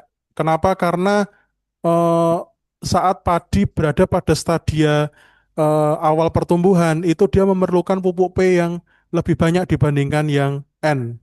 Selain itu, pupuk K-nya juga tidak sebanyak P-nya. Nah, berikutnya saat mulai masuk ke transplanting itu juga nanti ada ini ya, gambaran ya, ada gambaran perbedaan cara pemupukan dan juga dosis atau proporsi pupuk yang digunakan Pak Tatang. Jadi Oh iya. kalau tadi N-nya itu sedikit, kalau saat mulai anakannya mulai muncul, ya anakan maksimum dan membentuk malai, atau mulai dari pre-tillering ya. Pre-tillering ini adalah mulai muncul apa ininya apa istilahnya anakannya mulai mulai bertambah begitu. Nah, lalu sampai ke anakan maksimum, ini dia perlu pupuk N yang optimal sehingga pupuk urea kita berikan secara optimal. Selain itu, setengah dosis K ini juga kita berikan. Jadi setengah dosis K di awal tadi, setengah dosis K-nya di saat anakan maksimum. Nah, setelah itu lalu mengalami pembentukan malai. Nah, kalau sudah pembentukan malai ini berarti sudah ke arah generatif, Pak. Nanti sudah sampai ke pembungaan. Nah, kalau sudah eh, mulai membentuk malai hingga pembungaan, ini sudah masuk ke generatif, ini pertumbuhannya tidak seoptimal sebelumnya, Pak. Sehingga kita istilahkan ini merupakan tahapan kritis di mana dia tidak lagi membutuhkan N yang banyak, tidak lagi membutuhkan urea yang banyak, Pak. Nah, sampai akhirnya pemasakan biji dan juga nantinya panen ini sudah tidak kita aplikasikan pupuk. Nah, dari gambaran ini kalau kita perhatikan bahwa memupuk itu harus tepat waktu, tepat dosis, dan juga tepat cara. 4T tadi, Pak. Ini merupakan prinsip dari pemupukan berimbang. Begitu, Pak Tatang ya? Oh iya Pak. Siap. Ya terima kasih Pak. Nah, eh, siap-siap Pak Tatang. Terima kasih. Salam untuk yang di Pangandaran, Pak. Ya Pak. Baik, selanjutnya pertanyaan dari apa itu? Oh ya, terima kasih Pak Tatang. Selanjutnya, eh, bagaimana dengan konsep daya jenuh air? Saya kira dari PB sudah ada riset dan penerapan. Baik, boleh dihimpun dulu aja, Bu.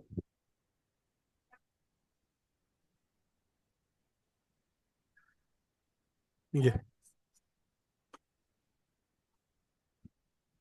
Supaya tadi bisa tumbuh dengan baik. oke. Dua dulu ya Pak ya. Iya, siap. Dua dulu dari Pak. Oke. Ya. Baik, terima kasih Bu Moderator. Selanjutnya terkait Pak Krisna tadi ya, budidaya jenuh air. Ya, BJA ini pernah kita galakkan saat UPSUS berapa tahun yang lalu, Pak. Dulu ada kalau Bapak ingat itu, oh ini dikembangkan di IPB ya, tapi dulu kita ada Pajale itu juga ada kaitan juga ke arah sana, ke arah BJA. Nah, ini sempat dikembangkan di IPB, Bapak Pak Oki ya. Pak Krisna ya. Jadi konsep budidaya jenuh air ini di mana budidaya budidaya tanamannya itu memastikan bahwa ataupun budidaya ini eh, berangkat dari ini ya, lapisan tanah olahnya itu selalu dijaga dalam kondisi yang jenuh air. Jadi kondisinya anaerob tetapi tidak selalu tergenang. Tidak selalu tergenang, tapi dia kita jaga kondisinya selalu jenuh air. Jadi selalu ada air tapi tidak selalu tergenang. Jadi gimana ya? Jadi kondisinya airnya tidak selalu tergenang yang terlalu dalam begitu, tapi juga dia posisinya selalu selalu ada air, Pak Krisna. Sehingga prinsipnya muka air tanah ini dijaga 2 sampai 5 cm di bawah permukaan tanah. Jadi supaya ini tidak lalu eh, kering sekali begitu. Nah, ini mungkin cocok untuk beberapa komoditas yang bisa dikembangkan ya, seperti kedelai dan juga beberapa komoditas lainnya. Barangkali itu. Lalu dari Pak Oki ya tadi mengenai padi akan tumbuh optimal, ya. Jadi status hara standarnya berapa supaya padi bisa tumbuh optimal? Baik. Jadi padi akan tumbuh optimal jika status haranya standar. Nah, status hara yang standar ini eh, yang pertama pH-nya berkisar 5 sampai 6, lalu C organiknya lebih dari sama dengan 2%. Lalu P tersedia ini berada pada kisaran 10 sampai 20 ppm. Lalu kalium dapat ditukar ini lebih dari sama dengan 0,3 sentimol plus per kilogram. Lalu Fe2 plusnya kurang dari 250 ppm dan zinc tersedianya ini lebih dari sama dengan 0,5 ppm. Jadi baik itu hara makro dan mikro ini juga kita pastikan ini tersedia proporsinya secara standar juga Pak Ogi. Sehingga ketika semua proporsi hara ini terpenuhi, maka bisa dipastikan bahwa padi ini bisa tumbuh secara optimal. Barangkali itu. Ya, Pak Krisna dan Pak Oki bagaimana?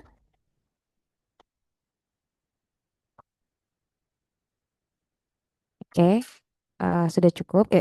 Terima kasih Pak narasumber. Lanjut ke pertanyaan selanjutnya, Bapak narasumber. Siap. Ya. Dari Dari ini Noveri itu ibu ya, Ibu Noveri Ihsan. Untuk membasmi gulma yang membandel seperti lulangan dan karamunting, gimana caranya Pak? Terima kasih. Bu Anda. Noveri ini dari mana izin?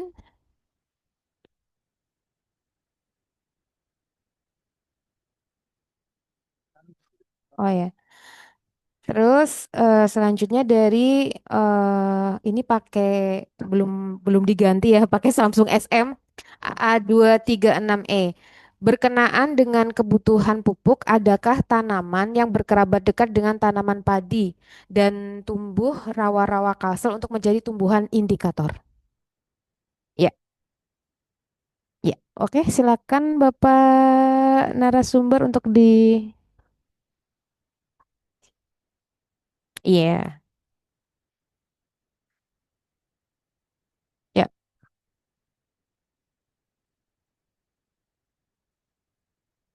Ya, untuk Bu Noveri, eh dari mana Bu Noveri?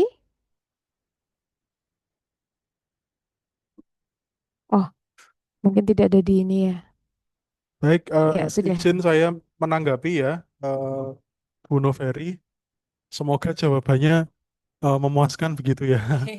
Yang terkait dengan pembasmian gulma yang membandel seperti lulangan, karamunting.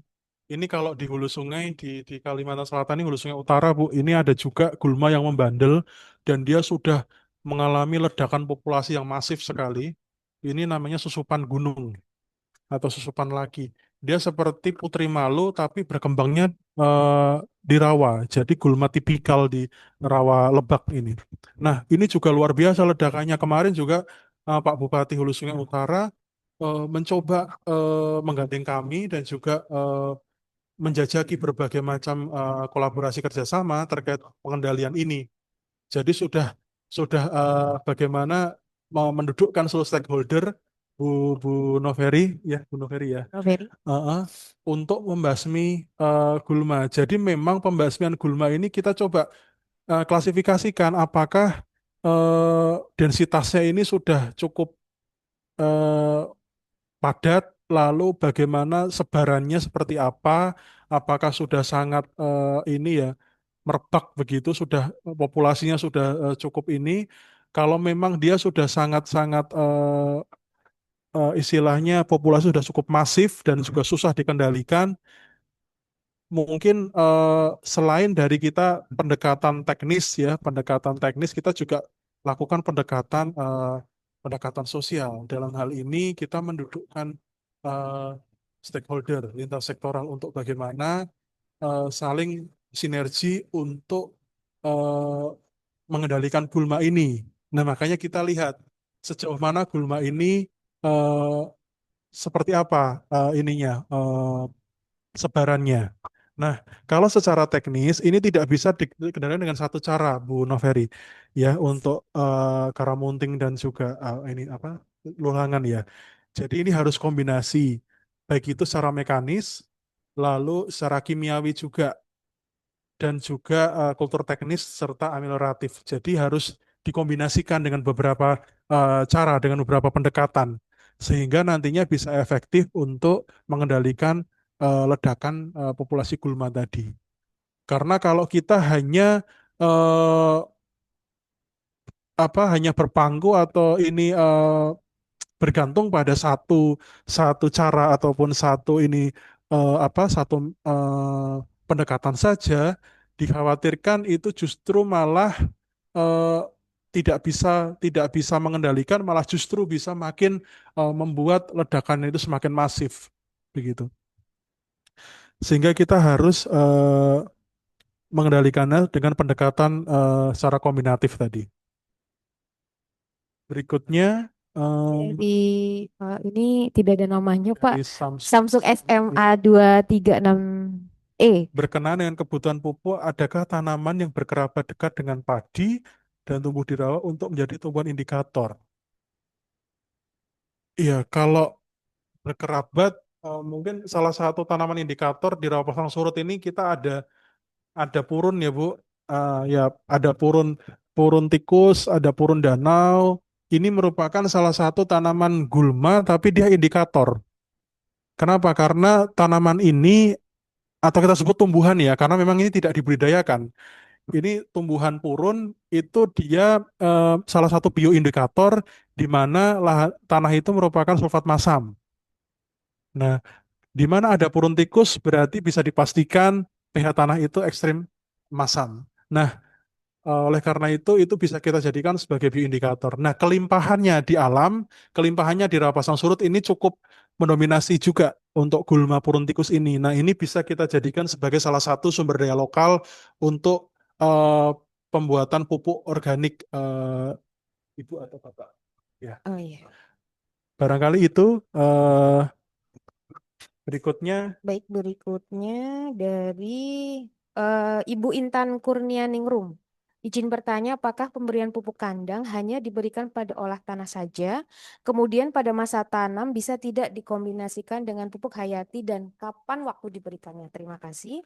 Baik, terima kasih Selanjutnya dari Bu Masyita.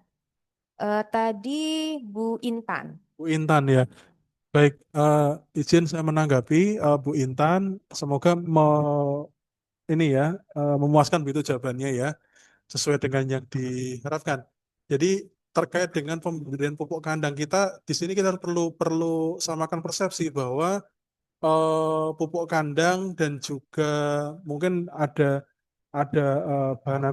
bahan amelioran yang lain ya seperti biochar ataupun kapur dan sebagainya ini memang adalah merupakan bahan amelioran, tapi tidak tidak menutup peran ya. Pupuk kandang ini eh, apa namanya perannya cukup bisa dibilang dia berperan ganda. Jadi selain sebagai amelioran, dia juga sebagai pupuk.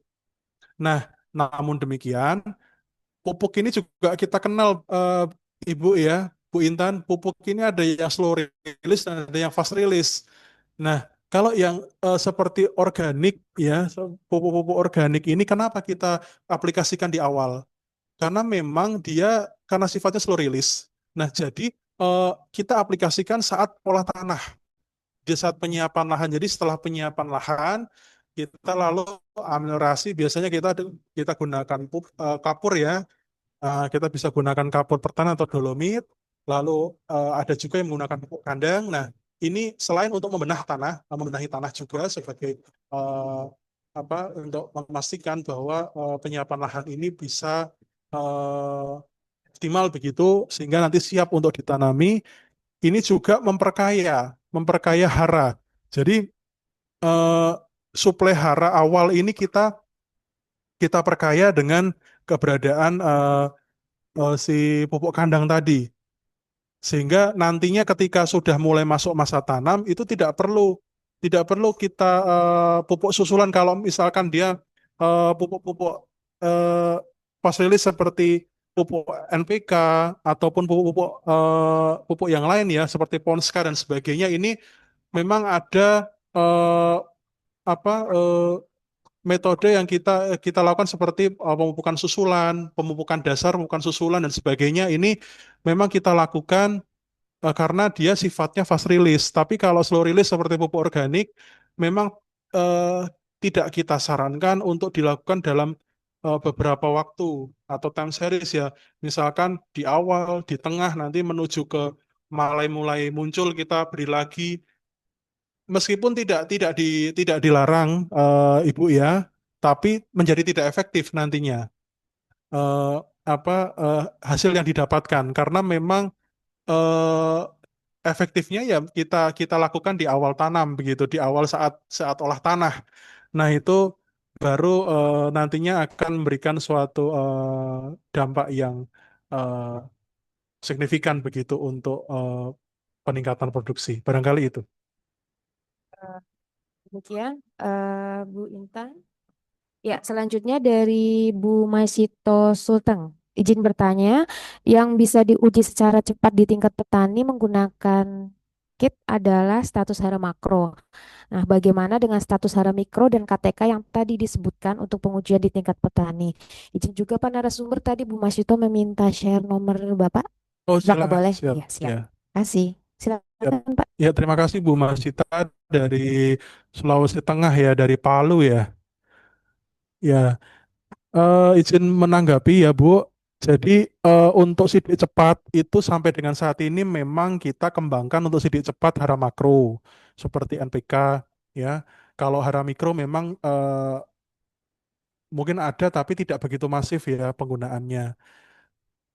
Itu bukan tanpa alasan, Bu, karena memang hara makro itu memang berbeda dengan hara mikro.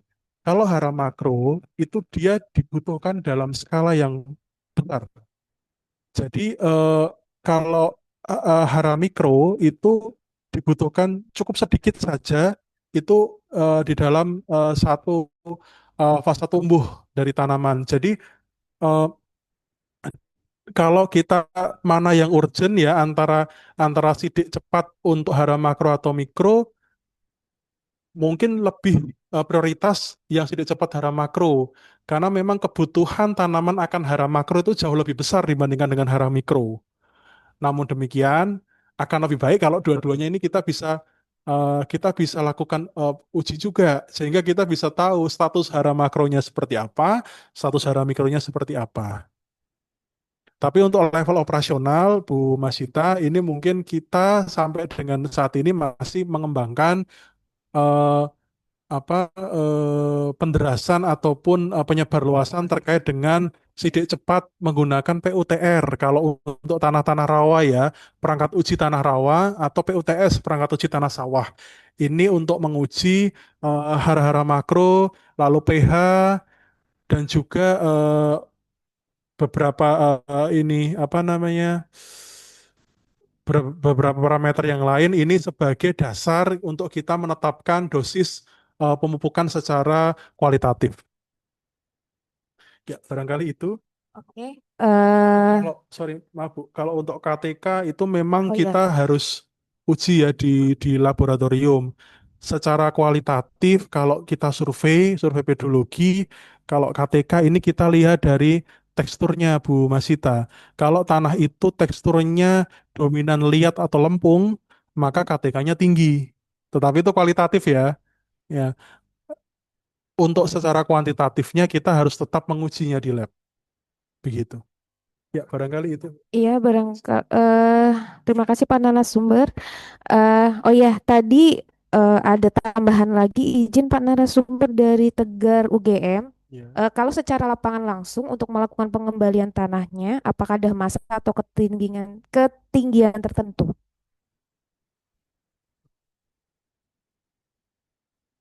Kalau secara lapangan langsung untuk melakukan pengembalian melimbur tadi, apakah ada masa atau ketinggian tertentu?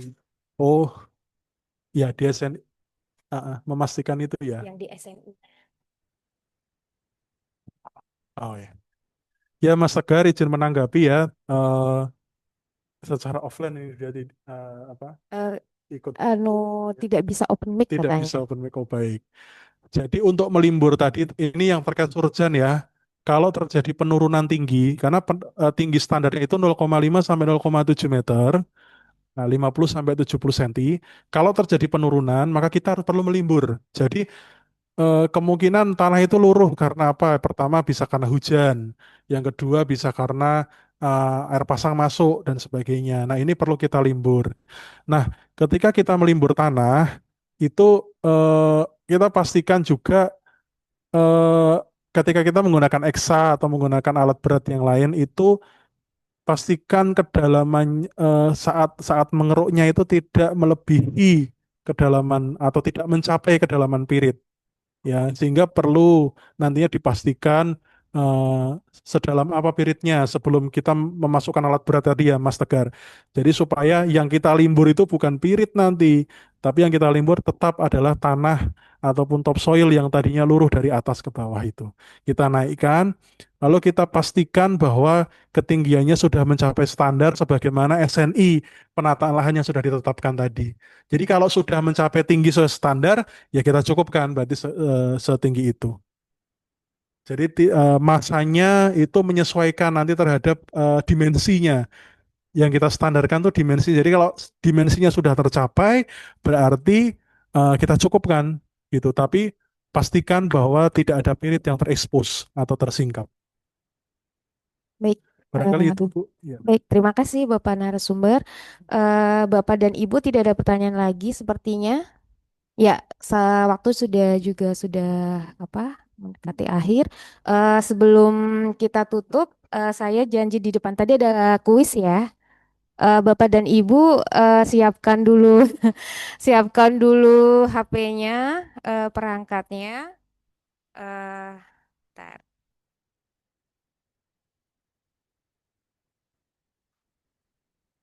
Ya, silakan Bapak dan Ibu untuk join myquiz.com dengan eh, and join kodenya 710695. Eh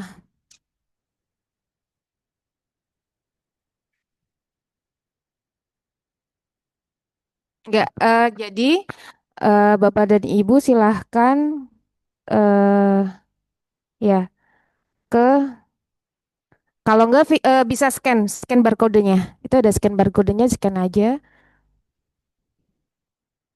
Ah, masuk ke link joinmyquiz.com dengan eh Pak Ibu, eh, oh baru kami satu berharap nih, ini ya Sakinah Lumban. berpartisipasi di kuis ya. Sakinah Lumban. Ada hadiah menarik yang menanti loh Bapak Ibu. Iya, untuk kuis ini hadiah nanti adalah saldo e-wallet dari narasumber.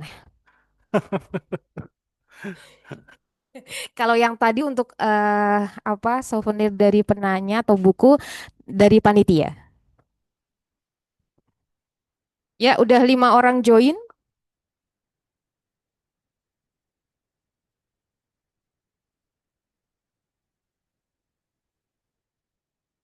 Ada Syam, Ani, Atul, Dimas Agung, 710695. Afrani,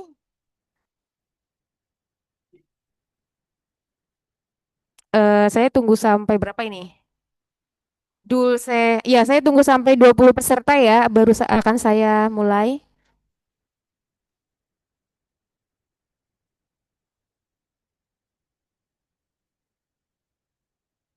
Iya, ada Tegar. Saya tunggu sampai 20 baru saya start. 18, Kensin.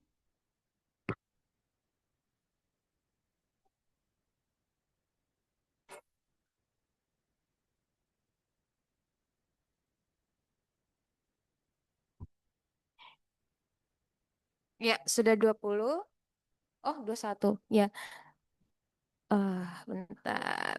Oke, silakan untuk memulai Bapak dan Ibu.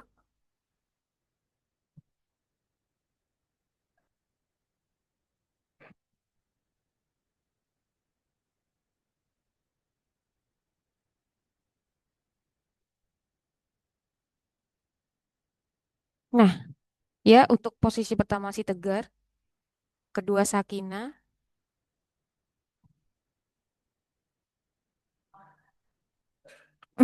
Ya, jadi ini untuk Gen Z mungkin mungkin untuk Gen Z ini pasti sudah paham dengan apa game-game. Oke. Posisi pertama masih siapa nih? Masih Tegar. Jadi kuis ini juga ada gamenya ya di dalamnya tuh. biar kita tidak bosan.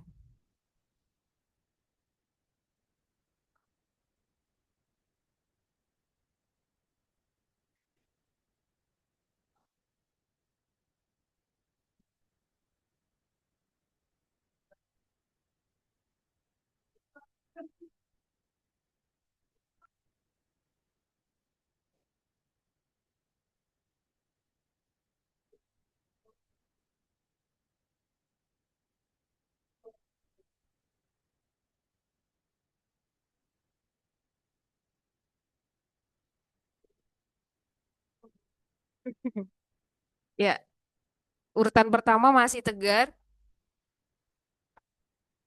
urutan kedua Andrian. Pak narasumber ini yang mau dikasih e-wallet berapa? Dua aja lah, dua orang aja.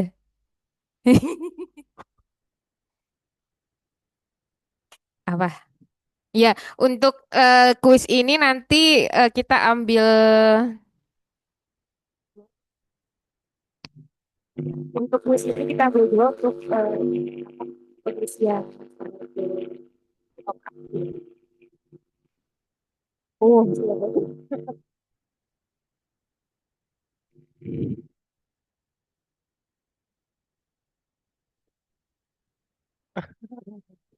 ya, jadi Ini Gen Z ya. ini pasti kalau Gen Z sudah sudah terbiasa nih untuk memainkan kuis ini, game. Semuanya sebenarnya bisa. Pak Doni tidak mencoba, Pak Doni? Oh,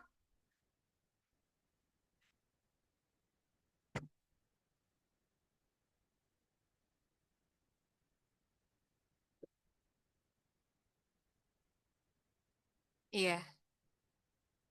Kita lihat untuk poin yang tertinggi.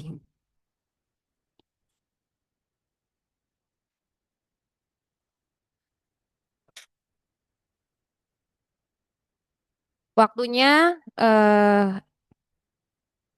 6 menit lagi. Oh, Tegar naik lagi. Tadi sudah turun peringkat. Disusul Dais.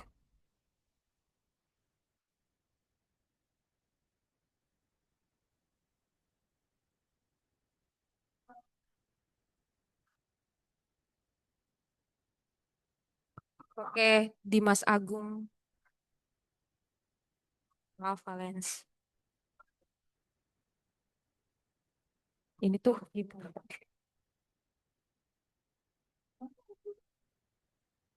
Apa? Iya, model layar benar. Oke, eh, posisi pertama ada Dais, kedua ada Irma Audi. Oh, disusul lagi posisi kedua Tegar.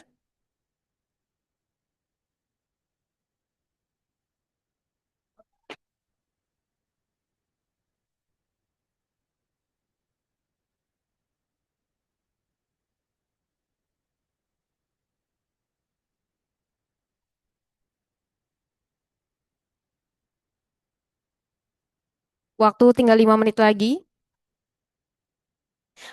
Bagi Bapak dan Ibu yang tidak bisa mengikuti kuis, bisa mengisi link presensi untuk mendapatkan e-sertifikat dan juga mengisi untuk link survei kepuasan masyarakat, survei persepsi kualitas pelayanan SPKP dan survei persepsi anti korupsi SPAK. Eh, Ya, jadi nanti untuk e-sertifikat dan materi akan dikirimkan ke email Bapak dan Ibu. Jangan sampai lupa mengisi link presensi.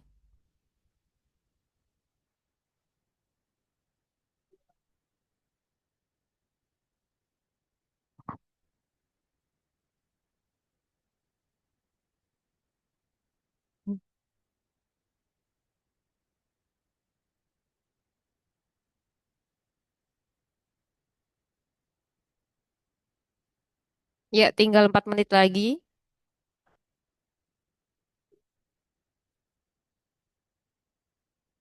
Posisi pertama Tegar, posisi kedua Alfarani.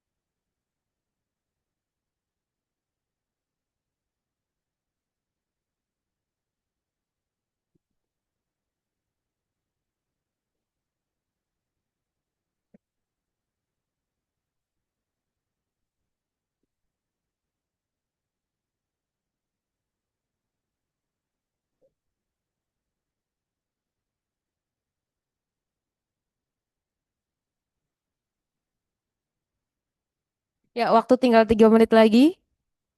Posisi pertama ada Zuhri, kedua ada Tegar.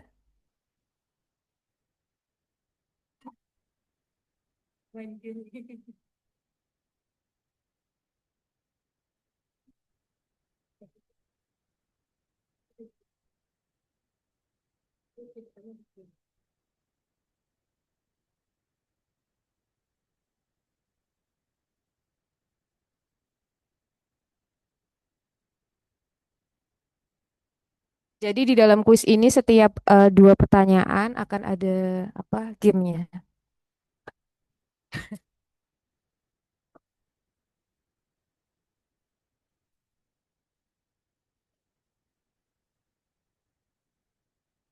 Karena semua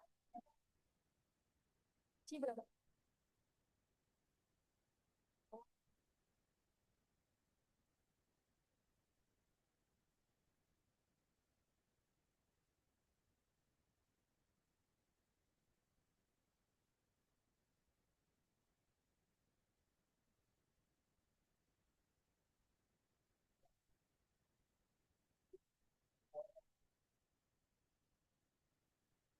Oke, waktu 1 menit lagi.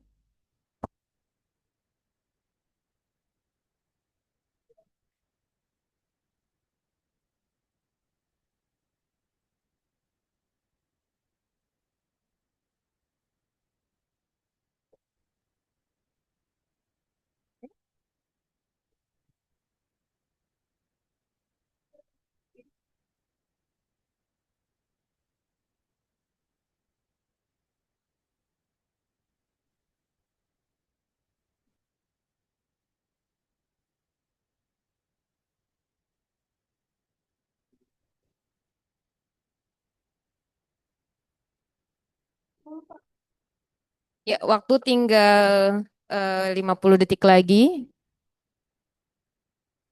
Sepertinya sudah stuck di posisi pertama Zuhri dan posisi kedua Tegar.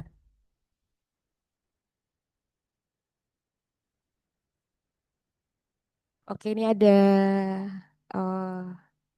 dari Bu Leni, Kota Pariaman. Gen milenial kagok biasanya kahut seru walaupun kalah. Oke, nggak apa-apa Bu, yang penting seru-seruan Bu Leni.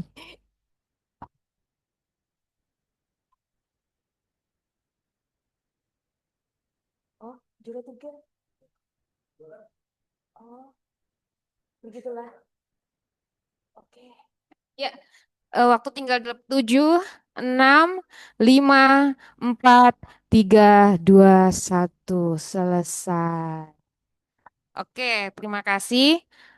Untuk posisi pertama ada Zuhri, yang kedua ada Tegar, oh iya, ada pesan dari Pak Doni. Eh, untuk juara 3 akan diberikan apa e-wallet pengisian saldo top up oleh Pak Doni sebesar Rp50.000. Jadi untuk selamat kepada pemenang kuis. Untuk juri Tegar dan Alfarani boleh nanti menghubungi saya. Dimohon untuk catat nomornya kayak di chatroom Mei gitu. Langsung aja. Mei. 089 623 788 114.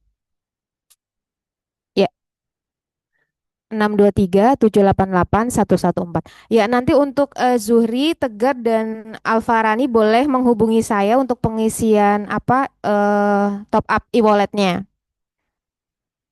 Ya, jadi nanti bebas ya, ada GoPay, OVO, ShopeePay atau Dana. Jadi silakan hubungi saya untuk mengisi di wallet mana.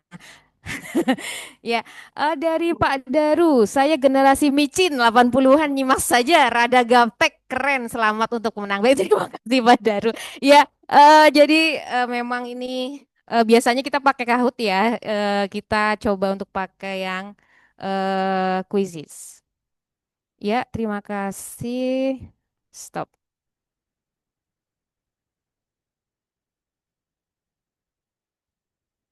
Oke. Ya, eh, oh ini tadi ya, stop share. Tadi untuk Tegar, Zuhri, dan Alfa.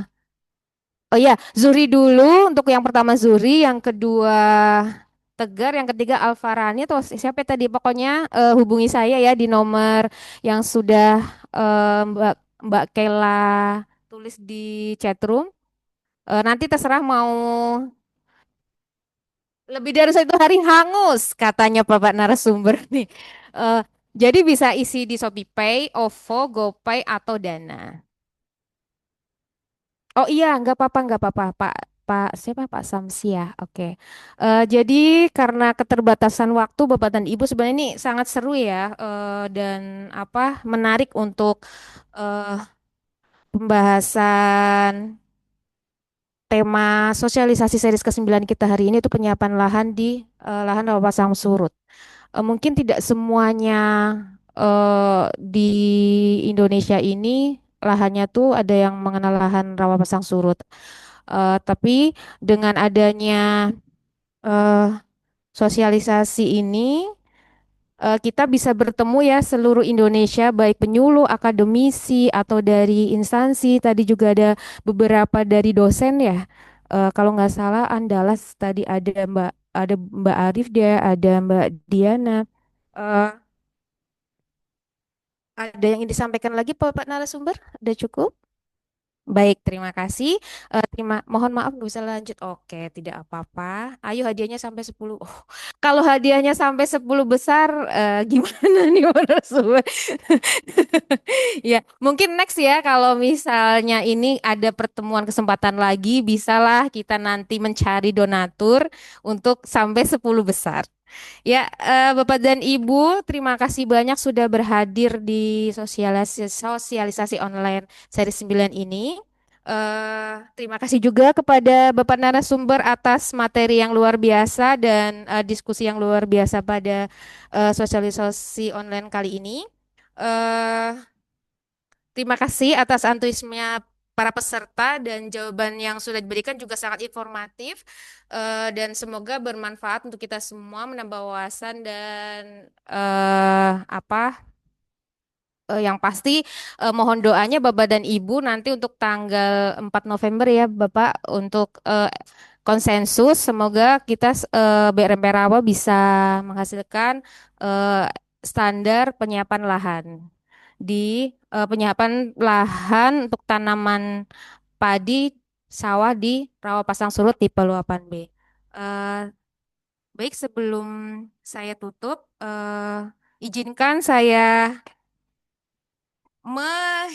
menyampaikan pantun. Padi tumbuh di rawa pasang surut, subur terawat berkat kerja bersama. Terima kasih atas ilmu yang ditelusuri telah terwujud. Semoga bermanfaat untuk petani di seluruh Nusantara. Tanah diolah, lahan pun siap, air diatur, hasil pun hebat. Mari terus semangat tanpa lenyap, wujudkan swasembada pangan yang mantap. Ya, saya Melita, mohon maaf apabila ada kekeliruan dalam memandu jalannya acara. Terima kasih untuk semuanya, Bapak dan Ibu. Saya ingatkan sekali lagi, jangan sampai lupa mengisi link presensi untuk e-sertifikat dan e-materi. Eh, Terima kasih semuanya. Wassalamualaikum warahmatullahi wabarakatuh dan sampai jumpa pada kegiatan berikutnya.